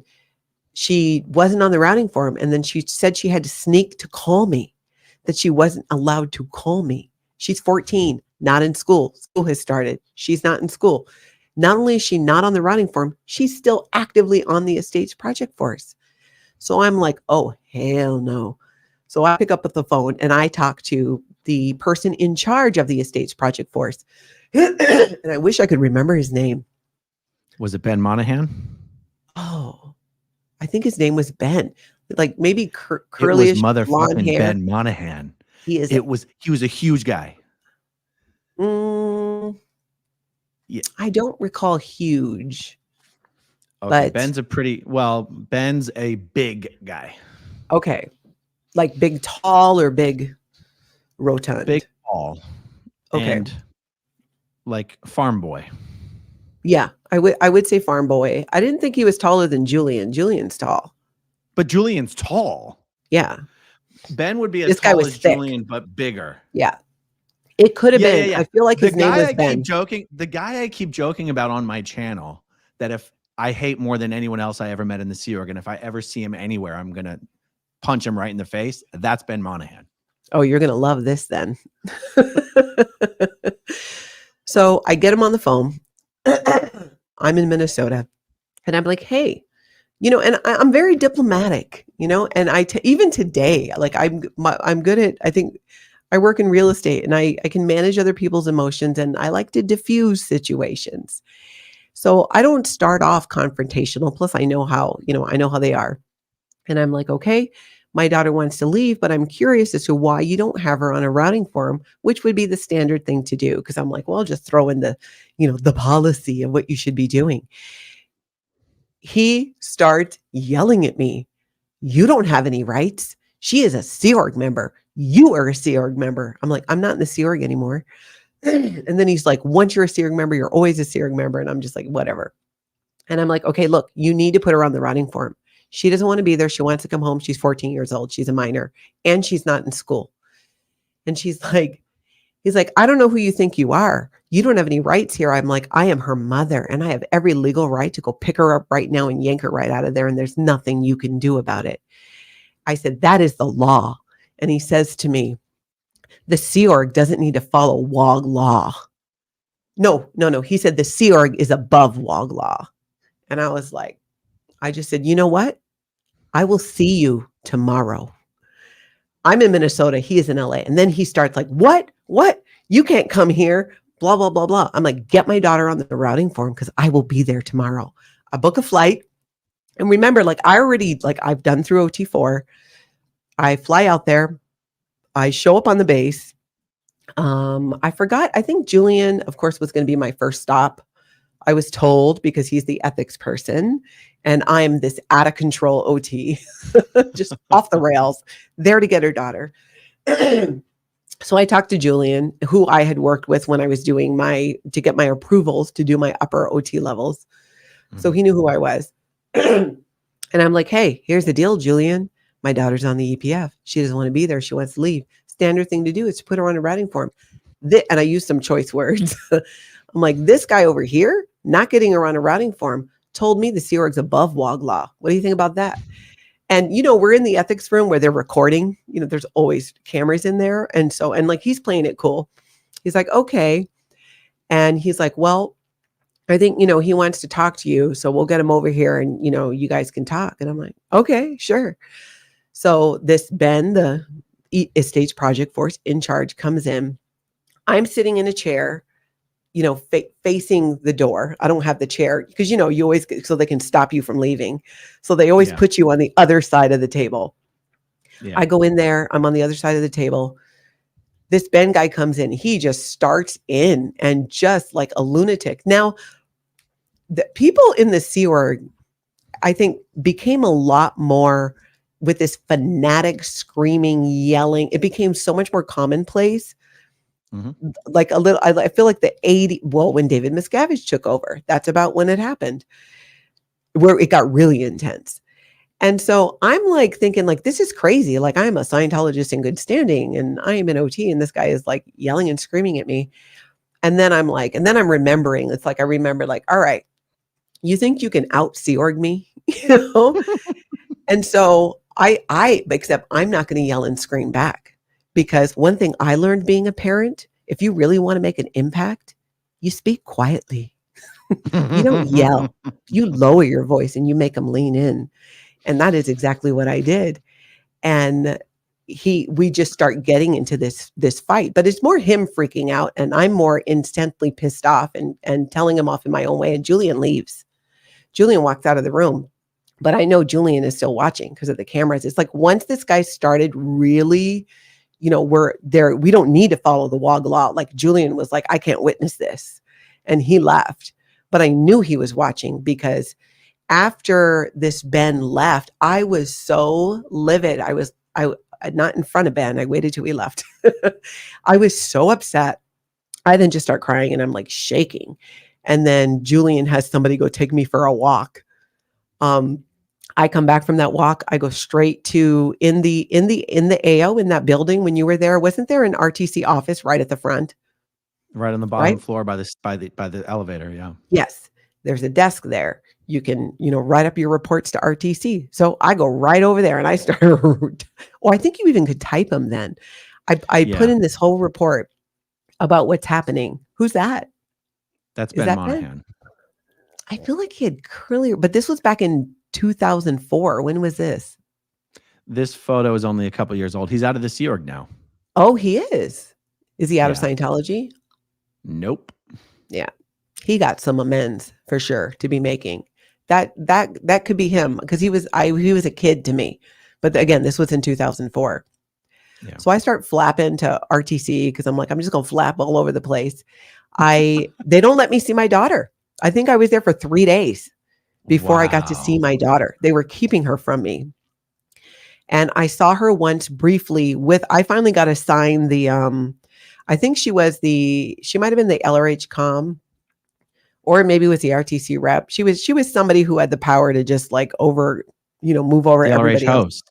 Oh, yes. The But LRH Natalie, host. that would have been my wife, Heather. Stop. Yeah, she was the senior LRH host pack. Her office was in AOLA next to the RTC office. In 2004? Yeah. I don't remember her name, but I will say she was nice. I mean, Was she she wasn't skinny and small? I mean, they're all skinny and small. So yeah, cute girl. I'll show you a photo afterwards. Yeah, she she was trying to handle me, and again, like when you've been raised in Scientology and you've been in the Sea Org, you know exactly what they're going to do. So, I play along and I just try to be my diplomatic self. I'm just trying to, my daughter doesn't want to be here. I just kept sticking to that, not all the other stuff, because I knew if I did that, then this would become a bigger situation than it needed to be. And I was just trying to get my daughter and not get declared, because I was trying to not lose my entire family and life in that moment. Because this was before I had decided, I really decided I wanted to leave. So she becomes my handler. She gets my daughter. And somebody else I was never allowed to be alone with my daughter. And then they tell me she's going to be put on a routing form. So I can go home, she'll do the routing form, and then, we can fly Shelby back. And I'm like, no, I'm going to stay here until I have my daughter, and I'm going to fly home with her because she's 14 and I'm her mom. And so, at that point, what are they going to say? So I parked my butt outside her office each day, and I was looking for my daughter. I ran into, because I had done services there, so as a public Scientologist, but I knew a lot of the Sea Org members because I had been, that's where I was in the Sea Org, and so a lot of them were still happy to still see me. And so I did some digging around to find out where my daughter was, which group she was with the Estates Project Force, and where was that group. And I found out where they were. They were at a building across the street from Celebrity Center doing renovations. So I get in a cab. I go over there. I go marching straight into the building, and all these these kids on the EPF, and people are like, what are you doing? Right? I'm just like this random person walking in. I walk in and I start asking for my daughter. I find her. I'm like, you need to come with me. No, Mom, I can't. I need to tell my senior. I need to let them know, blah, blah, blah, blah, blah. I'm like, nope. You said you wanted to leave. You should be on the routing form. No. So and finally I said, look, tell them I took you against your will. She was so terrified of getting in trouble. So then I realized I needed her to be more afraid of me. So I just mama beared her, and I'm like, I don't care if you tell them I forced you to do this, but your ass is getting in the cab I have waiting outside. And I took her, and we went to who probably was your wife. And I barged into her office with my daughter, sat down, and I said, she is doing construction work at a site with no safety precautions. I was told she's on this routing form. How is she doing this? And so then she left, and I just kept pushing, and I think it took close to 2 weeks. And I would literally sit outside the door where the EPF members would come in and out just to try to see her. And I planted myself there, and eventually she was allowed to leave. And then I brought her home and somehow managed to not get declared. But I also knew I'm not going back to the AO and doing another service. I'm not doing any more on the Scientology bridge to total freedom. At that point, I'm like, this is just such BS. And it hasn't changed. It really opened my eyes that it didn't change. So remember, this is the same child who they wanted me to abort. They wanted to take her from me then. Then they tried to take her from me when she was 14. Then, well, they tried it one more time when somehow the rules got changed and she was allowed to work at the org when she got a little bit older. And I was completely against it, but still trying not to get declared. And I said, you need to graduate from high school. No, unless you graduate from high school. So she graduates from high school. She joined staff. They sent her to flag. By then, I have decided that the day I decided once and for all I was going to leave, because Aaron, you probably get this question a lot. What happened that you finally left? What happened that you finally, like, enough was enough? And I had so much of that, but the idea of losing 3 generations of my family, and by then my daughter was getting close to adult age. They could send her anywhere from Flag just to keep her away from me, and they absolutely would have done it. How do I do this? And I hadn't figured it out. And then in 2008, I was in Seattle visiting friends, and I was like, like knowing I wanted to leave, but like I couldn't say anything and da da da da. And we went to the mall, and there was a mall shooting, and we were there, and we were hiding in the back of a Journey store. And it was in that moment where I was like, I'm done. I'm done. I'm done. I'm done. I'm done. I'm done. I'm not doing this anymore. So I came up with a plan because I knew I would leave, but I knew there's no way I'm not leaving without my family. But if I went and I just said, hey, I'm done, I'm out, screw all of you, I don't know that I would have had my whole family. So I spent 2 years just pretending to still be a good Scientologist and attend my OT committee meetings, which again are like PTA for Scientologists, and do these things, and just to try and pretend, because she was in Florida. She was at Flag and she turned 18, which means I no longer could just legally, yank her out of wherever I wanted. And in that 2 years, I was able to determine that my mom wanted to leave. My husband was willing to leave. My daughter's biological, my middle daughter's biological dad, baby daddy, and his wife were going to leave. So we were all like, okay, the only missing person was Shelby, and she was at Flag. And I can't leave without her. If I left without her, I never would have seen her again. They would have sent her out of the country to keep her away from me. So my first husband, Dan, he knew about this whole thing. And he said, well, we were going to take this trip to Mexico for Christmas. So we came up with a whole plan that we would get her out, because she was allowed to go to Flag to train only if they knew ahead of time she was going to be leaving at this future date to go on this trip that was planned for a long, long, long time. And so I used the trip. And so we got her a ticket, but didn't tell her the right flight information, didn't tell her that it was a one-way ticket to Minnesota. She thought it was round trip. I gave her incorrect flight information in case they figured it out before she got to the airport. I sent, it was my daughter's bio dad. It was his wife who helped me. I sent her a cell phone, and I said, give it to Shelby, tell her it's for Christmas, and that it's a new one, because that way but don't give it to her till you're about to get her on the plane, because I don't want anyone in Florida having the number.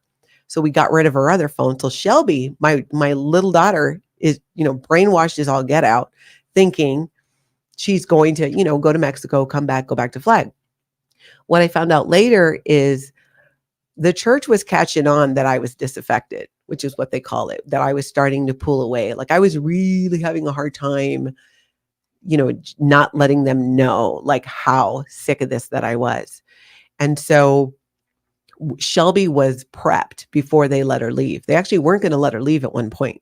A couple days before, she called me crying, and she's like, I'm not going to go, but I'm making the choice not to go. And I'm like, no. And every time she called me, there was somebody there. She wasn't allowed to talk to me alone. She was doing her studies and then having to sell basic books.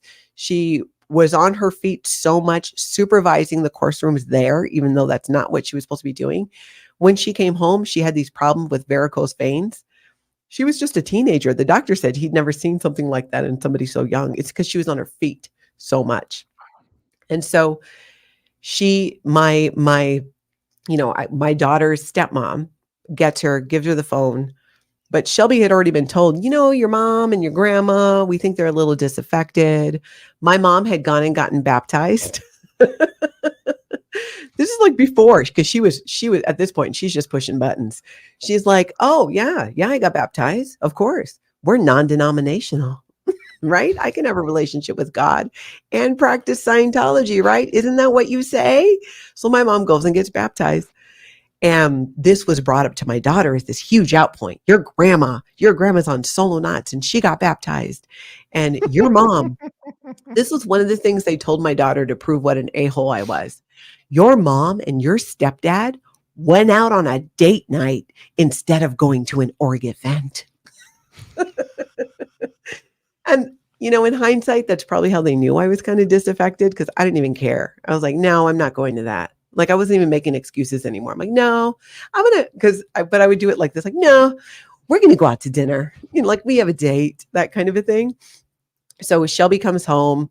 I immediately, in the airport on the way home, I start telling her David Miscavige beats his staff. All like this stuff. Because it was after, well, it must have been after Mike came out. After he left the Sea Org. Marty for sure. No, Mike wasn't out. Mike wasn't public yet. 2009 is when they did the Tampa Bay Times thing. Okay. So it was, yeah. So it was before, it was right before, it was right about that time. And we ended up sending her to Mexico. She's pissed at me. I'm ruining her life because, she's going to be disqualified because now she's a potential trouble source. But we had the whole plan. So she goes to Mexico. The local church still tracked her down. Tried to get her to agree to move out of the house and move in with one of the staff members. And I was going to leave quietly. I was just going to take my family and go. I was just going to go. It was late. Oh, that's my daughter. Hey, Shelby. So late 2009, that would have been after the Tampa Bay Times articles, because that's the first time it really publicly hit the airwaves that David Miscavige was beating people up. Yeah. Yep. It was out there. Hi, Shelby. Shelby. So Shelby goes to Mexico, comes back. She's pissed at me. And I'm like, hey, you want to go back? Get a job. I am not paying for a ticket for you to go back. And I'm not sending you any more money while you're there either. So she's like, at one point, I think her plan was to kind of get a job and then go back. But we just kept we got her, she got a job working with my brother-in-law. I got her to a couple doctors, and little by little, she started sleeping and eating and coming around and realizing that this is not worth losing her family over, because she knew we were all leaving. And in the beginning, I think she felt forced, like she was being forced to leave. But eventually it became her own, and she realized, yes, this is not good. And she found her own truth in that. And that is why I ended up speaking out. Like I said, I remember telling the ethics person who is now in the Sea organization, and I think she's an OSA, her name's Karen Wessling, and she is the one who tried to get my daughter to move out and move in with her so she could stay in the church. And again, like OSA, I would have left quietly, except Karen interfered with that, tried to get my daughter to move out, and they were trying to get her back to flag. So again, being, I'm an ex-Sea Org member, I know what the rules are. I need to disqualify her for going to flag. So I'm super proud. Oh, thank you, Shelby. You're going to make me cry. Let me get through it. So I write this whole letter because I knew what I needed to do. I had to threaten to sue the church, because if I threaten to sue the church, she can't be on the base. So I write this whole thing. I have it like message to the HGB building in LA. I threatened to sue the church, David Miscavige. I just go off on this whole thing. So immediately my daughter's labeled as a potential trouble source. Because when Shelby was still thinking she wanted to go back, she kept saying well, I need to talk to my ethics officer. And I kept, putting the block on that. And then at one point I'm like, okay, go ahead, call. And then they wouldn't call her back because she was on the no-fly list because her mother had threatened, RTC, David Miscavige, to take legal action. So that at least stopped them trying to take her, so I could have some time to put my family together. This is like a big deal. We're all leaving together. And it was at a time where, people were just starting to come out and kind of, no, that's not true. People were whistleblowing for years before, but it was more in the media. It was becoming a little bit more mainstream at that time. So when they did that with my daughter, then they send 2 Sea Org members out to handle me. And I'm, After all this. Yeah. They wanted me to, they fly in and they rent this hotel room and they rent this meeting room there. None of this was on the org's lines. I forget who they were, but that was their job. They were flying around handling people like me. oh gosh, I got their names somewhere. Oh, One hold on. they were a It, team. it wasn't Angie Blankenship or I mean, it wasn't Monique Yingling, right? I don't think She would have so. been a No, these lawyer, were but not Sea a Org Sea Org member. members. Yeah. It wouldn't have been Jenny DeVocht or Jenny Linson. No, I would have remembered that. Okay. I just remember one of them being like, I think was in charge of some ethics. I mean, obviously they were on a project because there were so many people popping Two women? up. Two women younger Wow. than me. So we go in If I this, see any names pop up in the live chat, I'll pull them up. But yeah, go ahead. we go in this room at this hotel in not far from the airport here in the Twin Cities. And my people I knew were like, why would you take that meeting? And my non-Scientology friends were like, what if they take you? And I got to be straight. I thought about it because they're meeting me at a hotel. And I'm thinking like, would they go as far as kidnapping me? And then I was like, why would you even want me back? Like, I'm, I'm like hard, like I keep saying, Dunder Mifflin level. But for me, it was about closure. For me, I needed to face them and be able to confront them and be able to hold my position in space, as they like to say, and not be intimidated. I needed that. So I felt for me like it was some type of closure. So I'm like, yeah, I'll meet with you. So I go to the meeting and they do the whole thing where they lay out the policy and they've already highlighted my suppressive acts. And I'm getting excited while I'm sitting there, but I'm trying to hide it. Because I'm like, oh, I'm going to get the whole, like I read about this on the internet. I'm like, I wonder if there's videos. I hope it's my good side. And they're just like, and so it's a suppressive act and like waiting for that impactful. And I'm like, yeah, it sounds like it. And they're just trying to handle me to get me to go. I think they wanted me to go to LA for a handling, go see Julian. Oh my God. And I'm like, no, I've decided I'm done with Scientology and I'm leaving and my family's leaving. And it was just threat. We're going to, here's what was interesting. They did more like they would highlight things or have it written on this piece of paper that they would show me, but they wouldn't say it, which made me think like, is the room bugged? Or am I being punked? Is Ashton Kutcher going to jump out? They were worried that you were recording it. Oh, you're probably right. Yeah, because they didn't let me keep anything there. And I let this go on because I felt like I needed to be able to, I'm not here to fight. I'm not here to argue.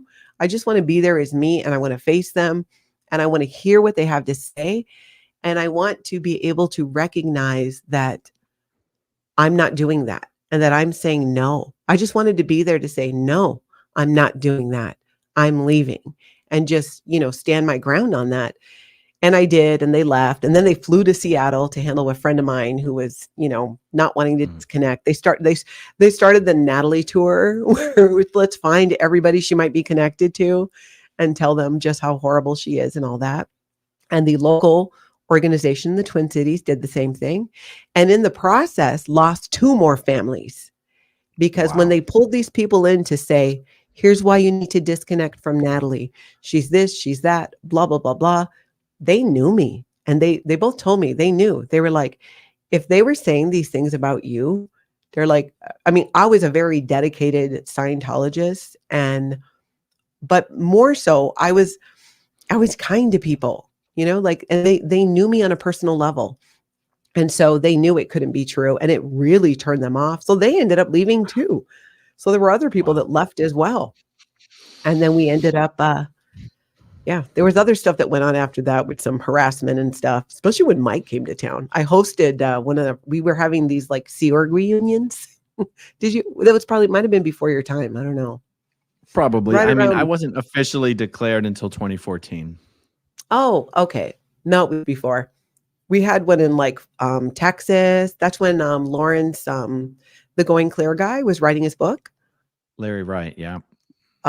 Lawrence Wright. So he was there as an author interviewing a lot of these ex-Sea Org members. Like a bunch of people, Marty was there. This was before Marty is doing whatever Yeah. he's doing today. Yeah. Mike was there.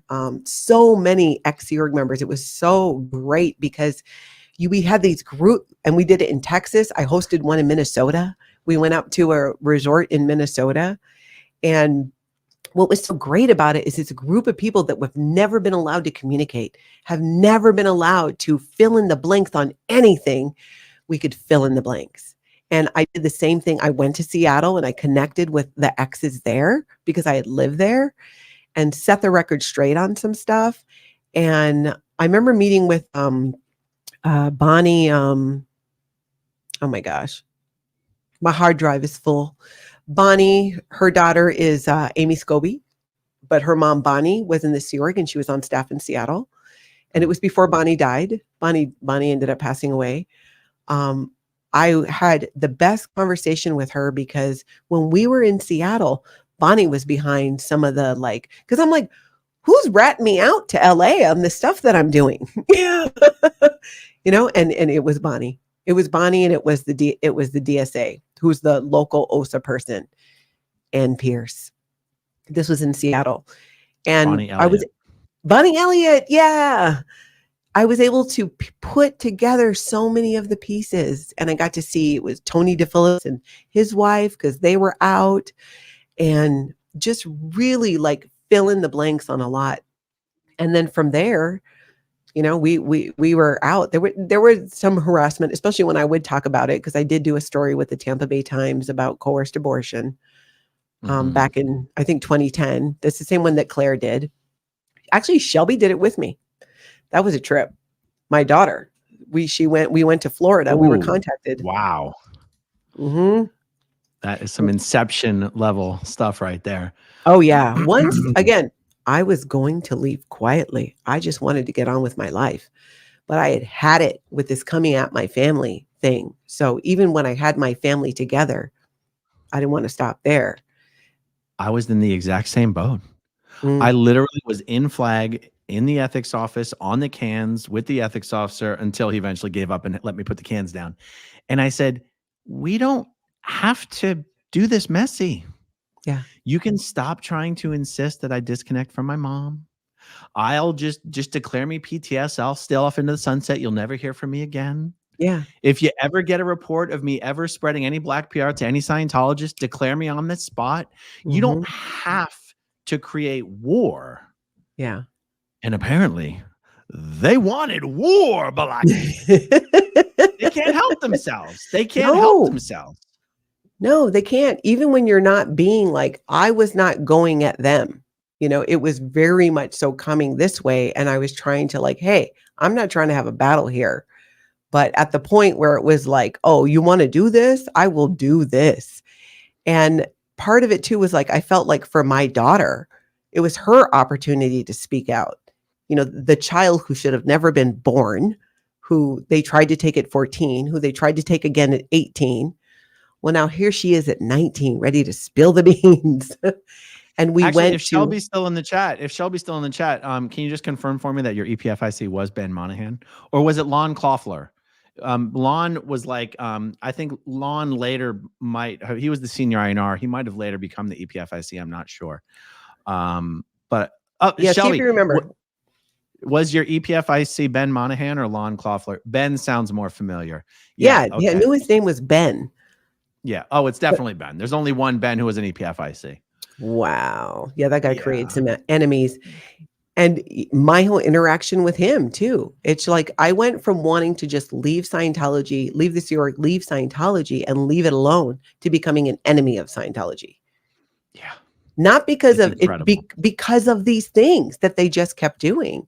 So when Shelby and I went to Florida, we flew out there to go meet with the Tampa Bay Times.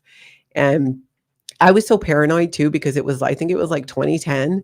And, we were kind of newly out. And it was Tom Tobin, who was the, at the newspaper when your job editor, he was the editor. I think he met us at the airport and I'm like, can I see your ID? And he showed me his ID and we went to a hotel and we were talking about how this was going to go, where we were going to do the interviews. And there was a PI in the lobby, and he's like, yep. And I said, well, what do they do? And he's like, they let you know they're there. But, otherwise, what are they going to do? Follow you around, whatever. So there was this big guy. And I remember thinking he looked like Hulk Hogan because he was so big. And he walks right by me and he's like, hi. And so, of course, I'm like, hi. And then he just walks off. And we do these interviews, and it was intense because, it was sharing a lot of things that I don't know that that the videos are still online. My last name was Hagamo back then. So if you go Tampa Bay Times, Natalie Hagamo, I know the article's still there, but we did these videos. I couldn't even finish Shelby's video. Oh, even now thinking about it. Oh, now I'm going to make Shelby cry. How many years later, and it's like, I still can't watch it. I can barely read the article because it's just still so, there, and they're still doing it. And interestingly, it's like, I feel like I have an easier time, and maybe you can relate to this, Aaron, and I don't feel bad crying because you cry all the time. And I love you for it. But I was like, I can speak for myself. I can share my story. And I have times where I'm more upset about it. And I have times where I can just share it like I'm telling you about the weather.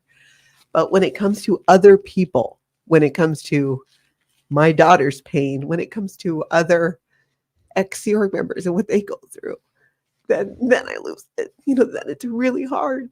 And I don't know why that is. You'd think it would be more just, my own stuff. But I think that's kind of part of that Sea Org mentality too. It's like well, at least for me, I can focus when it comes to my own battles, my own things I struggle with. But hearing somebody else's, pain like that is just watching your child.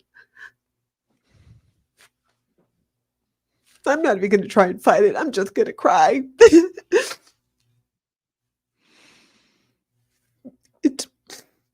It's probably what gets most of us out when people ask, how did you finally leave? What was the thing that finally happened? And for both of us, it's our children. Something happens. They either try to take your child or hurt your child. But when you see, it's like even going through it, and I knew what she was going through was very different from watching this video. I wasn't in the room when she gave her interview. They asked us, and I'm like, no. I said, I don't. I would rather not be in the room. And I don't remember, Shelby, you have to say if she was okay with me being in the room. I remember not wanting to be there. And I wanted her to feel comfortable and be able to share her story and be able to share her point of view. But I watched that video one time. I don't think that I even finished it. And I don't know if they still have it online. I just know that the article is. And I don't remember having a problem with you being there. And then it was definitely me who said I didn't want to be in the room when she shared that. But I watched it later. And even though these things that happen, it's just when you see someone sharing that and then knowing that, and this is part of why too, that was in 2010. I went on with my life after that. I got a divorce. I went on and created a whole new life. I've been happy. I've been, I have my struggles, but overall, for the first time, I think in my life, the last several years, I am happy. Doesn't mean shit doesn't happen. Stuff still happens. Life happens, but I'm happy. I'm happy and I feel free. I can read a book at 2:00 in the afternoon if I wanted to. I struggle with it, but I could and I can. And knowing that I have my family out. Other people don't have their families out. Other people don't have contact with their parents, with their own children. And that is like, I think the part where I'm like, okay, I want to talk about this and I want to share about it and I want to hear other people's stories about it because it does help me process it. And my neurologist said I need to feel my feelings. So I'm just going to be upset. It's how do you not then still say something? It's just, I just needed some time. So David Miscavige, OSA Church of Scientology, if you thought I was just done and I wasn't going to say anything anymore. I just needed some time. And it's just, this is still going on. It is still happening and something needs to be done about it. And things are being done about it. And one thing I really want to say, all of you people who have never been in Scientology and who are on these channels and commenting and sharing and doing other YouTubes about it, you are my freaking heroes. Honestly. When I saw how many people who were never in Scientology showing more compassion. Oh my God, I sound like Aaron. Sorry, Aaron, I got to tease you. Showing more compassion than I've ever seen. That really opened my eyes even more that there are good people. And these younger people, this younger generation of, millennials, especially the Gen Zs, I'm just blown over by the amount of compassion some of them have and show and understanding.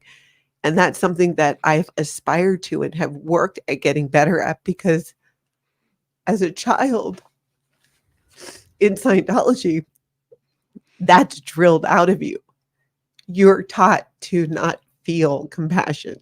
You're taught to not have empathy, especially in the Sea Org. And those are those formative years where you're learning these things. And when you're in the Sea organization at any time, but especially as a young person, you were drilled and taught to not have compassion, not have an understanding, and not have empathy. Because what if you had to investigate your best friend? What if you had to do an ethics handling on your spouse or someone you were close to? That's why they destroy relationships.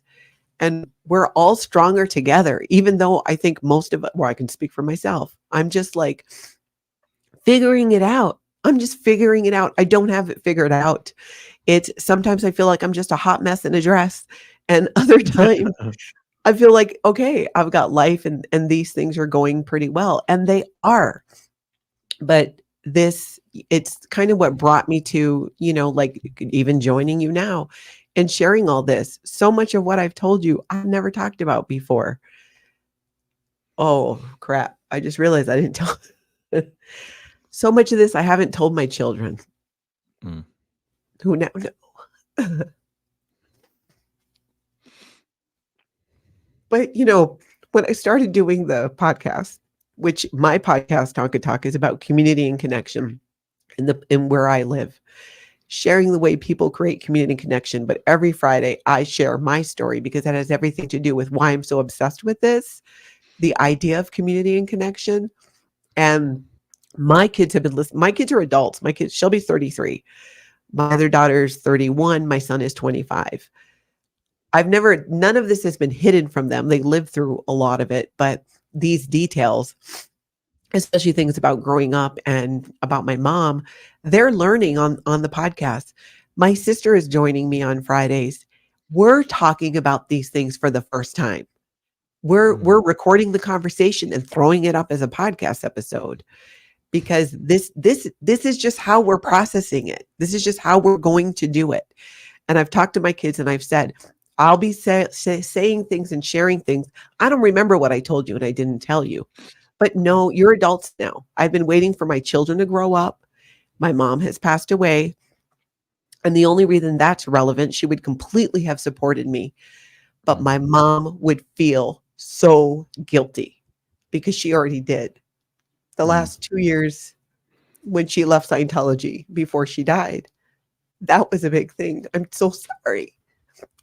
She was so sorry that she got us into Scientology. But, now I'm going to Oprah ugly cry. But as I told her, it's like, hey, it all, it's, do you get this question often, Aaron? Sometimes people ask me, someone asked me this recently, do you hate them? Do you hate the Sea Org? Do you hate Scientology? I'm like, no, hate is a strong word for me. Hate does not describe it. Because to me, it's almost like the energy it takes to hate something or someone is a lot of energy. And I'm not putting my energy there. I rather use that in sharing these stories, in sharing my own story, in getting it out there, in talking about it, in making it conversation the way that you have, that so many have, that so many way before back in the day when they were in these chat rooms and message rooms and using fake names and communicating and sharing these things to let other people know who are like people who lurk on your channel, who are probably still Scientologists, letting them know that you're not alone in this. We saw the same thing, because when you take your concerns and your complaints to Scientology, where you think maybe they'll do something about this, the reaction you get is that it's you. You're committing crimes. You're doing something against the church. So every person who speaks out and share these stories, there's like a Scientologist somewhere who maybe is lurking and going, oh my gosh, I'm not crazy. This did happen. This does happen. And then for every non-Scientologist, I swear, I wish I could just like hug every one of you. For all of you non-Scientologists, you never end, you keyboard warriors. I love every single one of you, because you, like I said, you continue to show more compassion and understanding for people like me, Aaron, other people than I've ever seen. You know, you'd expect, don't you think, like in Scientology that, oh, it's this religion and you'd end up with all this care. That's just not the case. Does it blow you away, Aaron, the number of people never in Scientology who are doing more to help me, my family, than anyone else, than anybody else? Oh yeah. It's why, oh, I was about to let a secret slip. I'm not going to. The name of the new foundation is going to reflect the fact that the viewers of these channels are the ones who are supporting people who leave Scientology. Yeah. The people who've never been in Scientology, Mm-hmm. who watch our channels and support us and support what we do, and support people helping to expose the fraud and the abuse and how high control groups work. And, you know, it's how abusive relationships work. The relationship between Scientologists and Scientology is just like being in an abusive relationship. And I think that's one of the things that make people connect with the stories of former Scientologists is whether you've never had anything to do with Scientology, there's aspects of these stories that resonate with you, that you connect with. Yeah. And that's so true. That's so true. I just have so much freaking gratitude. Yeah. For those people. When people ask if I hate, you know, Scientology or Scientologists, for the most part, I feel bad for them. Yeah. Because I know that they either really believe what they believe and they're being deluded and conned to and lied and they have no idea, or I know that they've already opened their eyes and they're stuck in. Yeah. There's like a lot of people. Yeah. You know, because of the family stuff. And so for most of them, I feel bad for them. And for David Miscavige, I just feel bad for him that he has me to deal with. I think that I've told people, I said, I feel like there's two types of people in Scientology today that are there. They're the ones that are stuck there, that they want out, that are secretly watching this channel, that are secretly reading things on the internet and trying to come up with an exit plan. And there are hardcore, I feel like there's a percentage, and I think they're the smaller percentage of people who are like David Miscavige, where you're just evil. It's just evil.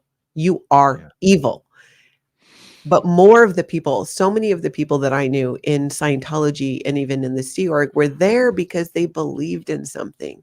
They thought they were doing something for the good of the planet.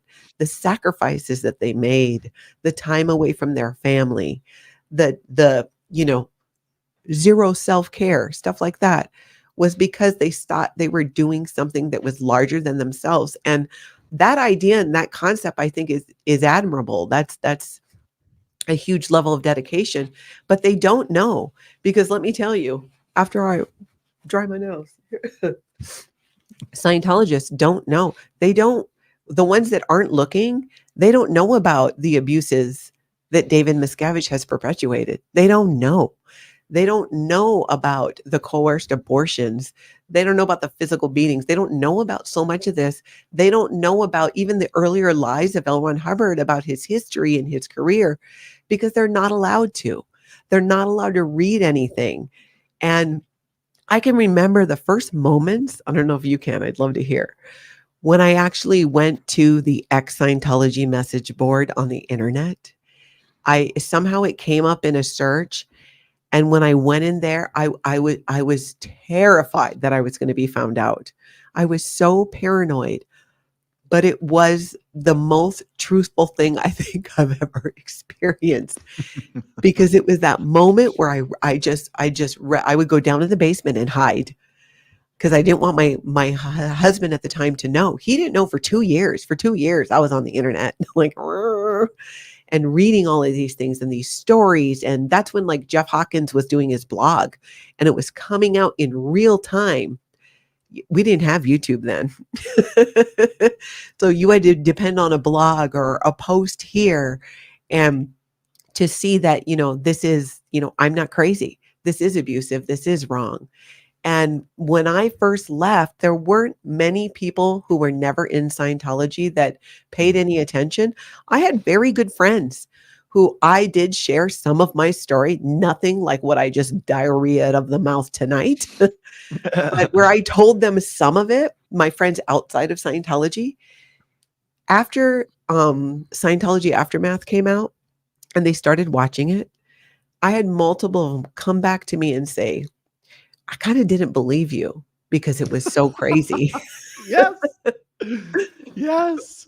Yes. But then they see it, Scientology Aftermath. That's why these programs are so important. That's why these YouTube channels are so important, that you reach this younger generation. They're going to be easier to get these messages because of the internet. And you can't shut down YouTube channels the way that you can, where they just interfere with somebody's business or whatever. Another one will pop out.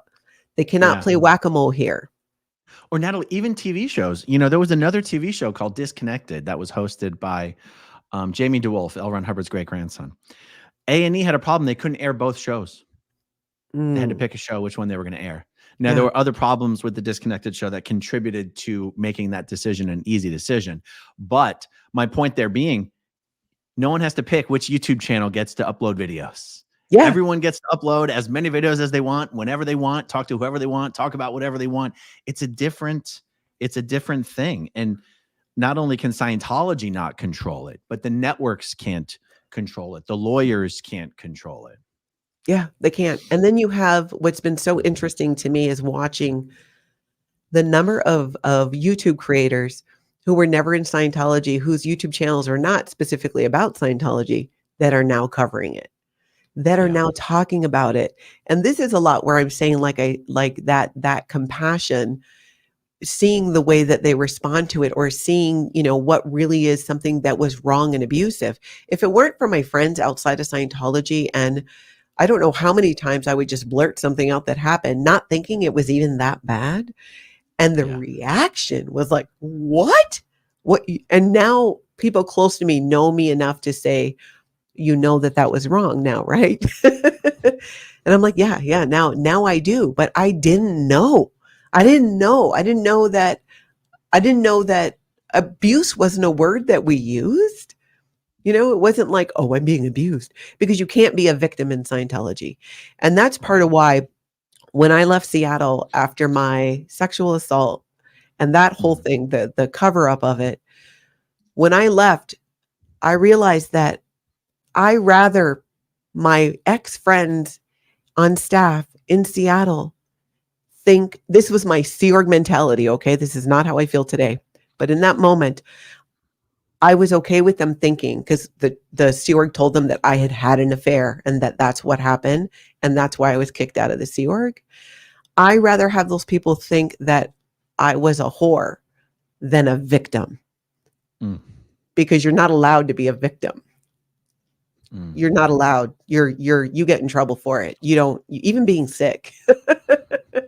Yeah. My favorite thing now is when I get bronchitis and I'm like, it doesn't matter. It took me years to stop in the heat of a sickness to feel like I've done so many bad things. I've done so many bad things. I've done so many bad things. And I wasn't even someone who really believed in the whole PTS tech. To me, it was a very circular logic. It all seemed like bullshit, but I still couldn't shake just that internal monologue of, oh my God, all the things I've done. Oh my God, all the things I've done, because otherwise, why would you be sick? Yeah. It's very much too in the, in the world outside of Scientology. It's also interesting because, when we first started chatting, we talked a lot about, this idea of judgment. And my perspective from my reality of having been grown up in Scientology, the Sea Org, the whole thing, and then spending the last 13 years, really 10 years, because for me, truly leaving Scientology happened after my divorce. Mm. Because my husband was in Scientology. That was kind of what held us together. And I was much earlier in, sometimes when people leave Scientology, it happens gradually. And that's what happened with us. He was willing to leave the organization, but not the religion.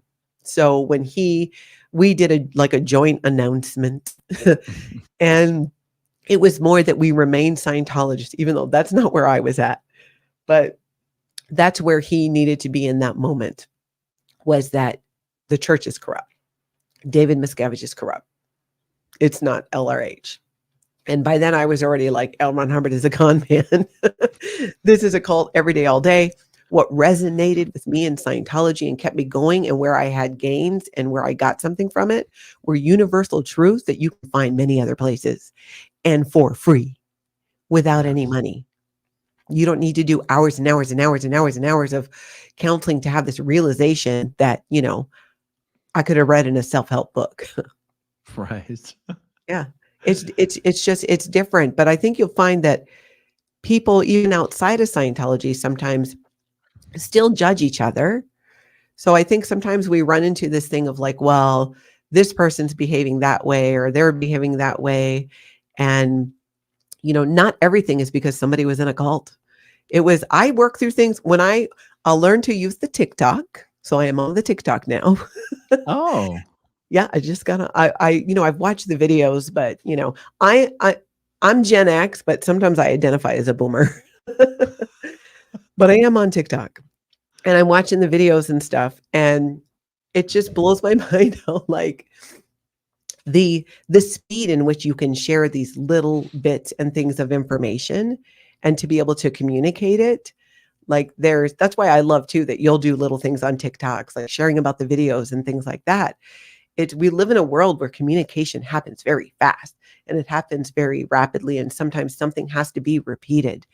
And that's what I think where these YouTube channels come in and why I want to do one, because things just need to be, they need to be repeated.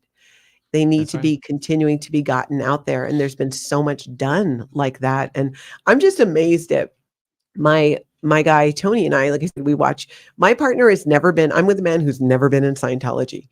And I have only had 2 relationships outside of Scientology. Everybody else was in the cult. And in my experience with him, and in seeing, like, again, like on TikTok, you see all these videos about Gen X and what Gen X people are like. I've even had realizations that, oh, that quirk or that thing isn't from the cult. That's just my generation. They kind of play together. And I think especially with people my age who are having these, I have these grown adult children and stuff that are old enough to be interacting with all of this as well. Yeah. Yeah. When I first started doing videos, I sort of had the idea that, once I do a video about this subject, like it will have been done and it will have Yeah. been said and people will know it. And I'm like, what a stupid way of thinking. Like even my own favorite YouTube channels, I probably watch 10% of what they do. Right. And I go, and no matter, I've got what, 220,000 subscribers. There's 2.5 billion people on Yeah. YouTube. My point in saying all this is I could literally do the same video every single day and I'd be reaching new people with that. And 20 channels could do the same video about Scientology every single day and new people would be being reached every single time. That's the glorious thing about this platform. I say the internet has no memory. Nobody cares what you did 2 days ago. Maybe my hardcore viewers have seen most of my videos, but for the most part, nobody cares and everyone's forgotten what you did 2 days ago. You could do it again and reach brand new people. Yeah. And share it. And there's no shortage of things to share. And I think it's really neat. I find it really interesting too in watching some of the YouTube creators who now are also talking about Scientology and other cults as well. And I really think that the whole with Scientology, because Scientology is a cult, people have known it's a cult for a long time. And especially like after that Tampa Bay Times article. So that 2009, 2010, with the advent of social media, with being able to reach so many more people, it gets out and it gets out. But sometimes I'm still surprised at like how so many people still have not heard about it, or they've heard about it a little bit. But I feel like cults is kind of a hot topic right now, not just Scientology, but many. And personally, I think it's because as I feel like as a whole, there's like kind of this bit of waking up going on to that we are surrounded by cults. And I have often felt and told people, like I said earlier, everybody's got a cult. You've got your cult. Unless you have no issues at all, like you got no issues. You got nothing you want to work on. There's nothing about yourself that would change. There's always something in there. And I think that's why if we just stop judging each other about it, a lot of Scientologists that I knew, part of them not coming forward, not coming out is because of the shame. They feel shame about it. They feel, especially people who weren't born in it, who walked in as an adult and made a conscious choice to do this. There's shame there. I know people who, I had one person tell me like, I can't admit it was a cult because then I'd have to admit that I gave into a lie. And that's the thing. It's not that all of it is a lie, because there are some universal truths in Scientology that are helpful because they're universal truths, like gravity. L. Ron Hubbard did not create that or find that or discover it. He codified his own system for dealing with things. But many of these natural truths, that's why back in the day, were you at PAC in LA when the Secret got banned? There were banned books. I was already out of so I was out of the Sea Org. It was about 2006, 2007 when The Secret was becoming very popular. And oh yeah, no, you weren't allowed to do that. Before that, there was a book called The Gods of Eden that got banned. Do you remember that? Oh, that sounds familiar. It was about how the gods of Eden are really aliens. Yes. I remember some Sea Org members getting in trouble for that. They got the book and they were kind of like doing a little book club thing, and they came down on them. Anything that's not source. When my daughter Shelby was training in Florida, I remember her telling me how she used to like secretly read Twilight under her blanket because you weren't allowed to read other books. And maybe it was Harry Potter. I don't know if I got that straight. It was Twilight or it was Harry Potter. You just the more you tell people that, you can't look at this, how in this day and age with the internet, especially with social media in your face and not being you can't always control what shows up in your feed. I would love to hear from like a Scientologist who's like, what do you do? Do you just scroll past it? Do you watch it? Right. Like what happens in your brain that like, this isn't okay? Yeah. No, a lot of under the radar people are watching SPTV, and that's all the more reason why we need 100 more people doing it. So that all the under the radar people not only are watching our videos, but they're watching people who they used to know. Because Scientology is so small. You get 100 of us doing this. Everyone knows one of us. Yeah. You were exactly right about that. And I think it's good for them to know and see too that it's not the easiest thing to do to revisit a lot of this, obviously, and share a lot of this. But I feel, and I'm not saying like, okay, to process it, everybody should get on YouTube or do a podcast and talk about it. That's me. That's kind of how I'm a verbal processor.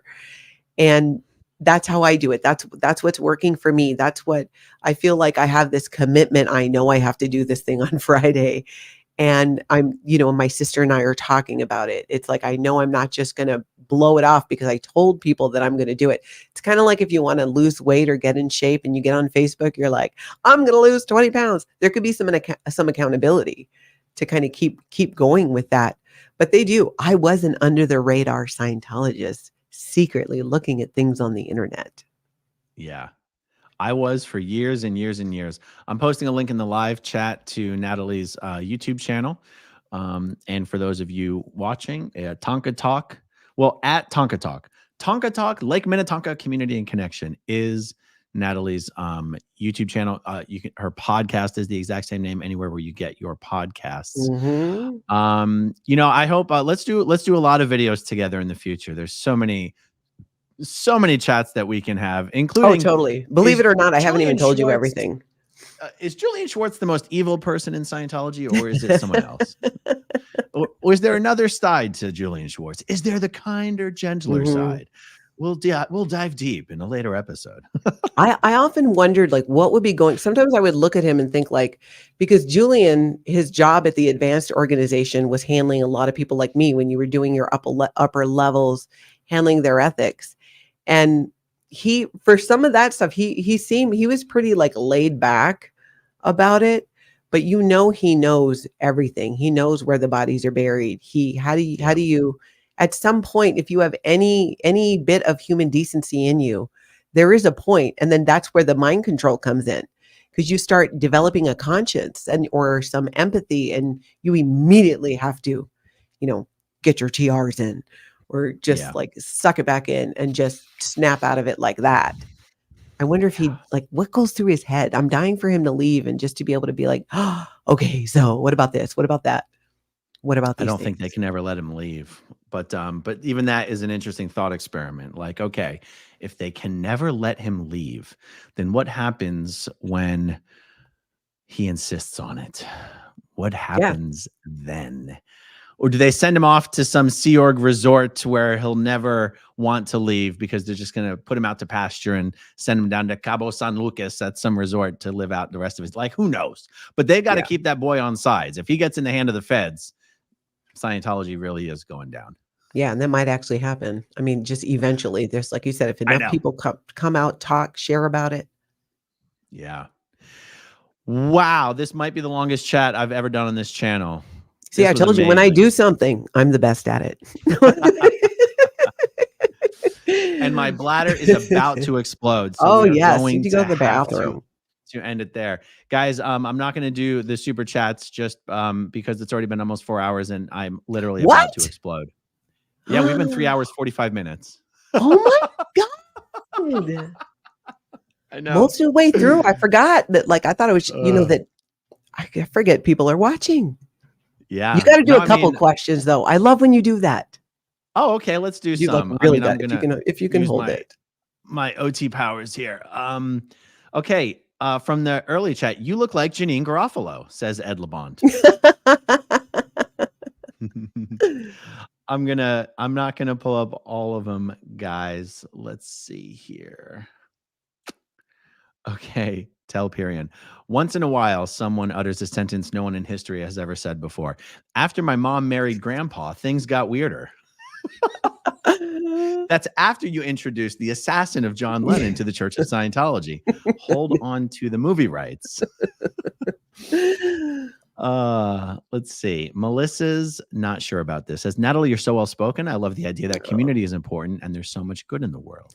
Yep, it is very important for me. And that's one thing I know as I continue to talk about this and want to create a YouTube channel, another one separate from Tonka Talk, to really talk specifically about this.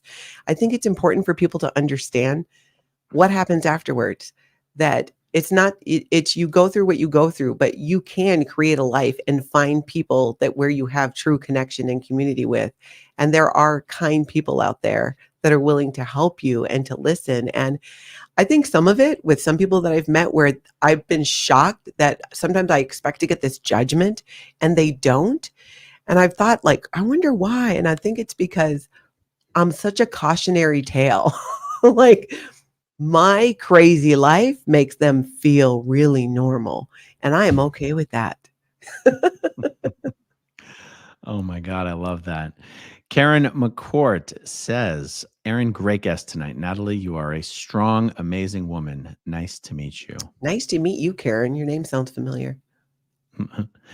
Regarding Telperion, regarding the road to recovery, can something be an illness if no one suffers? If you're happy and you don't make others unhappy, why change? Normal is a spectrum. Let your freak flag fly. Yep. Yeah. Amen to that.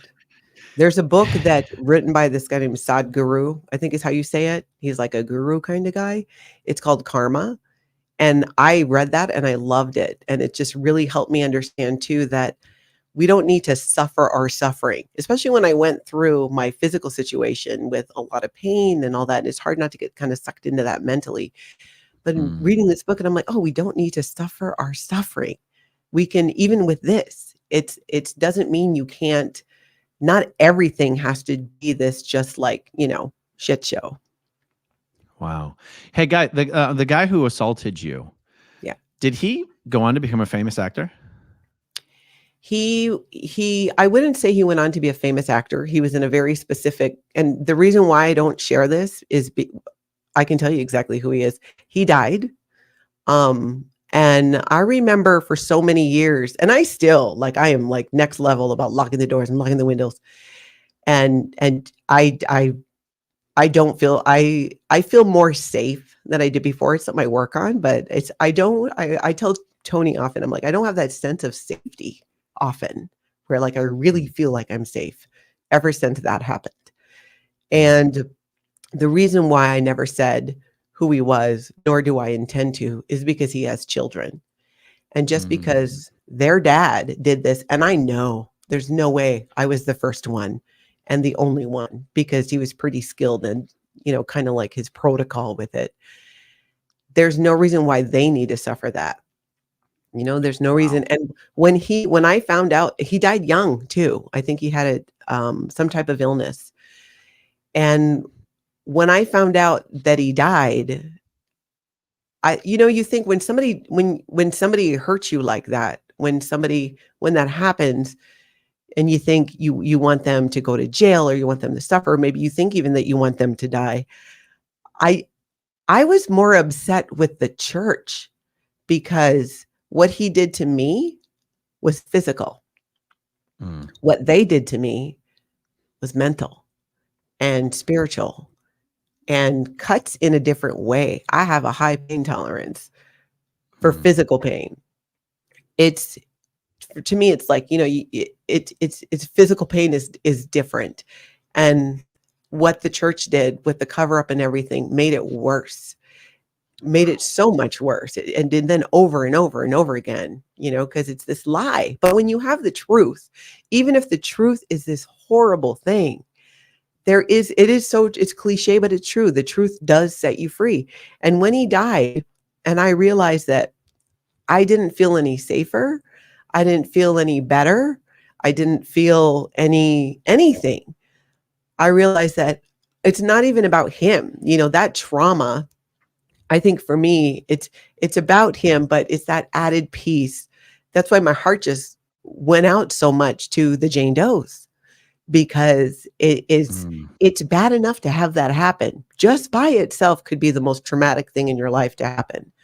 But to have the group that you have, that's supposed to be your church, that's supposed to be your people, not have your back on that is a level of betrayal that I hope most people never get to experience. Absolutely. God, that's so important. Rachel McCool-Helton. Natalie is one of my favorite guests you've ever had on. Can't wait to see more of her. That's so sweet. Laura FM asks, did you ever deal with any of the Int Ranch cadets in any time, or know any of them, like Christina Webster? No. And I feel like I would remember somebody who had the same last name. I mean, I had my married name then. The only time I remember, and I think about him sometime, there was this boy, his parents were at Int, and he was like, he had somebody caring for him while the parents were at Int. I always wondered what happened to him, but of course it's no help because I can't remember his name. I think it was Brendan or Brandon. And he was probably only like 6 or 7 at the time.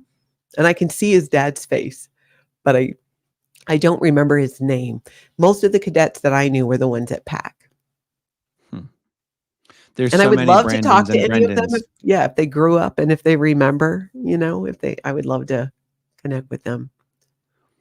Super Pup says, this conversation validates just how small Scientology is in the universe. Despite your age gap, you know so many of the same people. Thank you both for taking the time to share your experiences. That's true. Nisi, never stop doing this important work. Amazing. Mm-hmm. And Talperian, great. Now I'm crying like Aaron too. It's good though. It's good to feel your emotions. I was told that by 3 different neurologists. LJ says, never in, but my heart and brain tell me Scientology needs to be brought to justice for its crimes. Absolutely. Colblu. Hopefully healing is happening. It is. I think, Not recovery, but healing. you know, yeah, that one word doesn't trigger me like the other word does. Mhm. Yeah, because it's different. I think, with healing, it's this, for me, it's letting go. It's to where something becomes more neutral than something that I feel like I need to, like, "Rrr." I don't have the words, but kind of describes it. Jaded Neko. Love and support AA Run. I cannot wait to support the new foundation. That's Yeah, very nice. that's exciting. And not a sheeple. I need a t-shirt that says a never end keyboard warrior. I was not planning on crying tonight, but what the hell? Mhm. And I'm also proud to say that the third generation of my family, for me, because, we had 3 generations in Scientology. I was the second generation. My kids were the third. The fourth generation, my grandchildren are never ins. My grandchildren have never been in Scientology. They're 6 and 2. They never existed during our time in Scientology. They are the first generation in, I guess, 4 generations. Unless you count Grandpa Dad, then it'd be like 5. Depends on how you count him. That's right. Yeah, it'd be almost 5. So I feel like I carry a unique perspective of having grown up in Scientology and having parents in Scientology, but then raising children into adulthood in Scientology who now have children. And my grandkids I'm so proud to say my grandkids are never ins. I'm going to get them shirts made. Never in, never in. That's why I love the never ends. I love all the ex-Scientologists too and everything everybody's doing, but I cannot stress that enough. You never in Scientologists are amazing. Yeah, absolutely.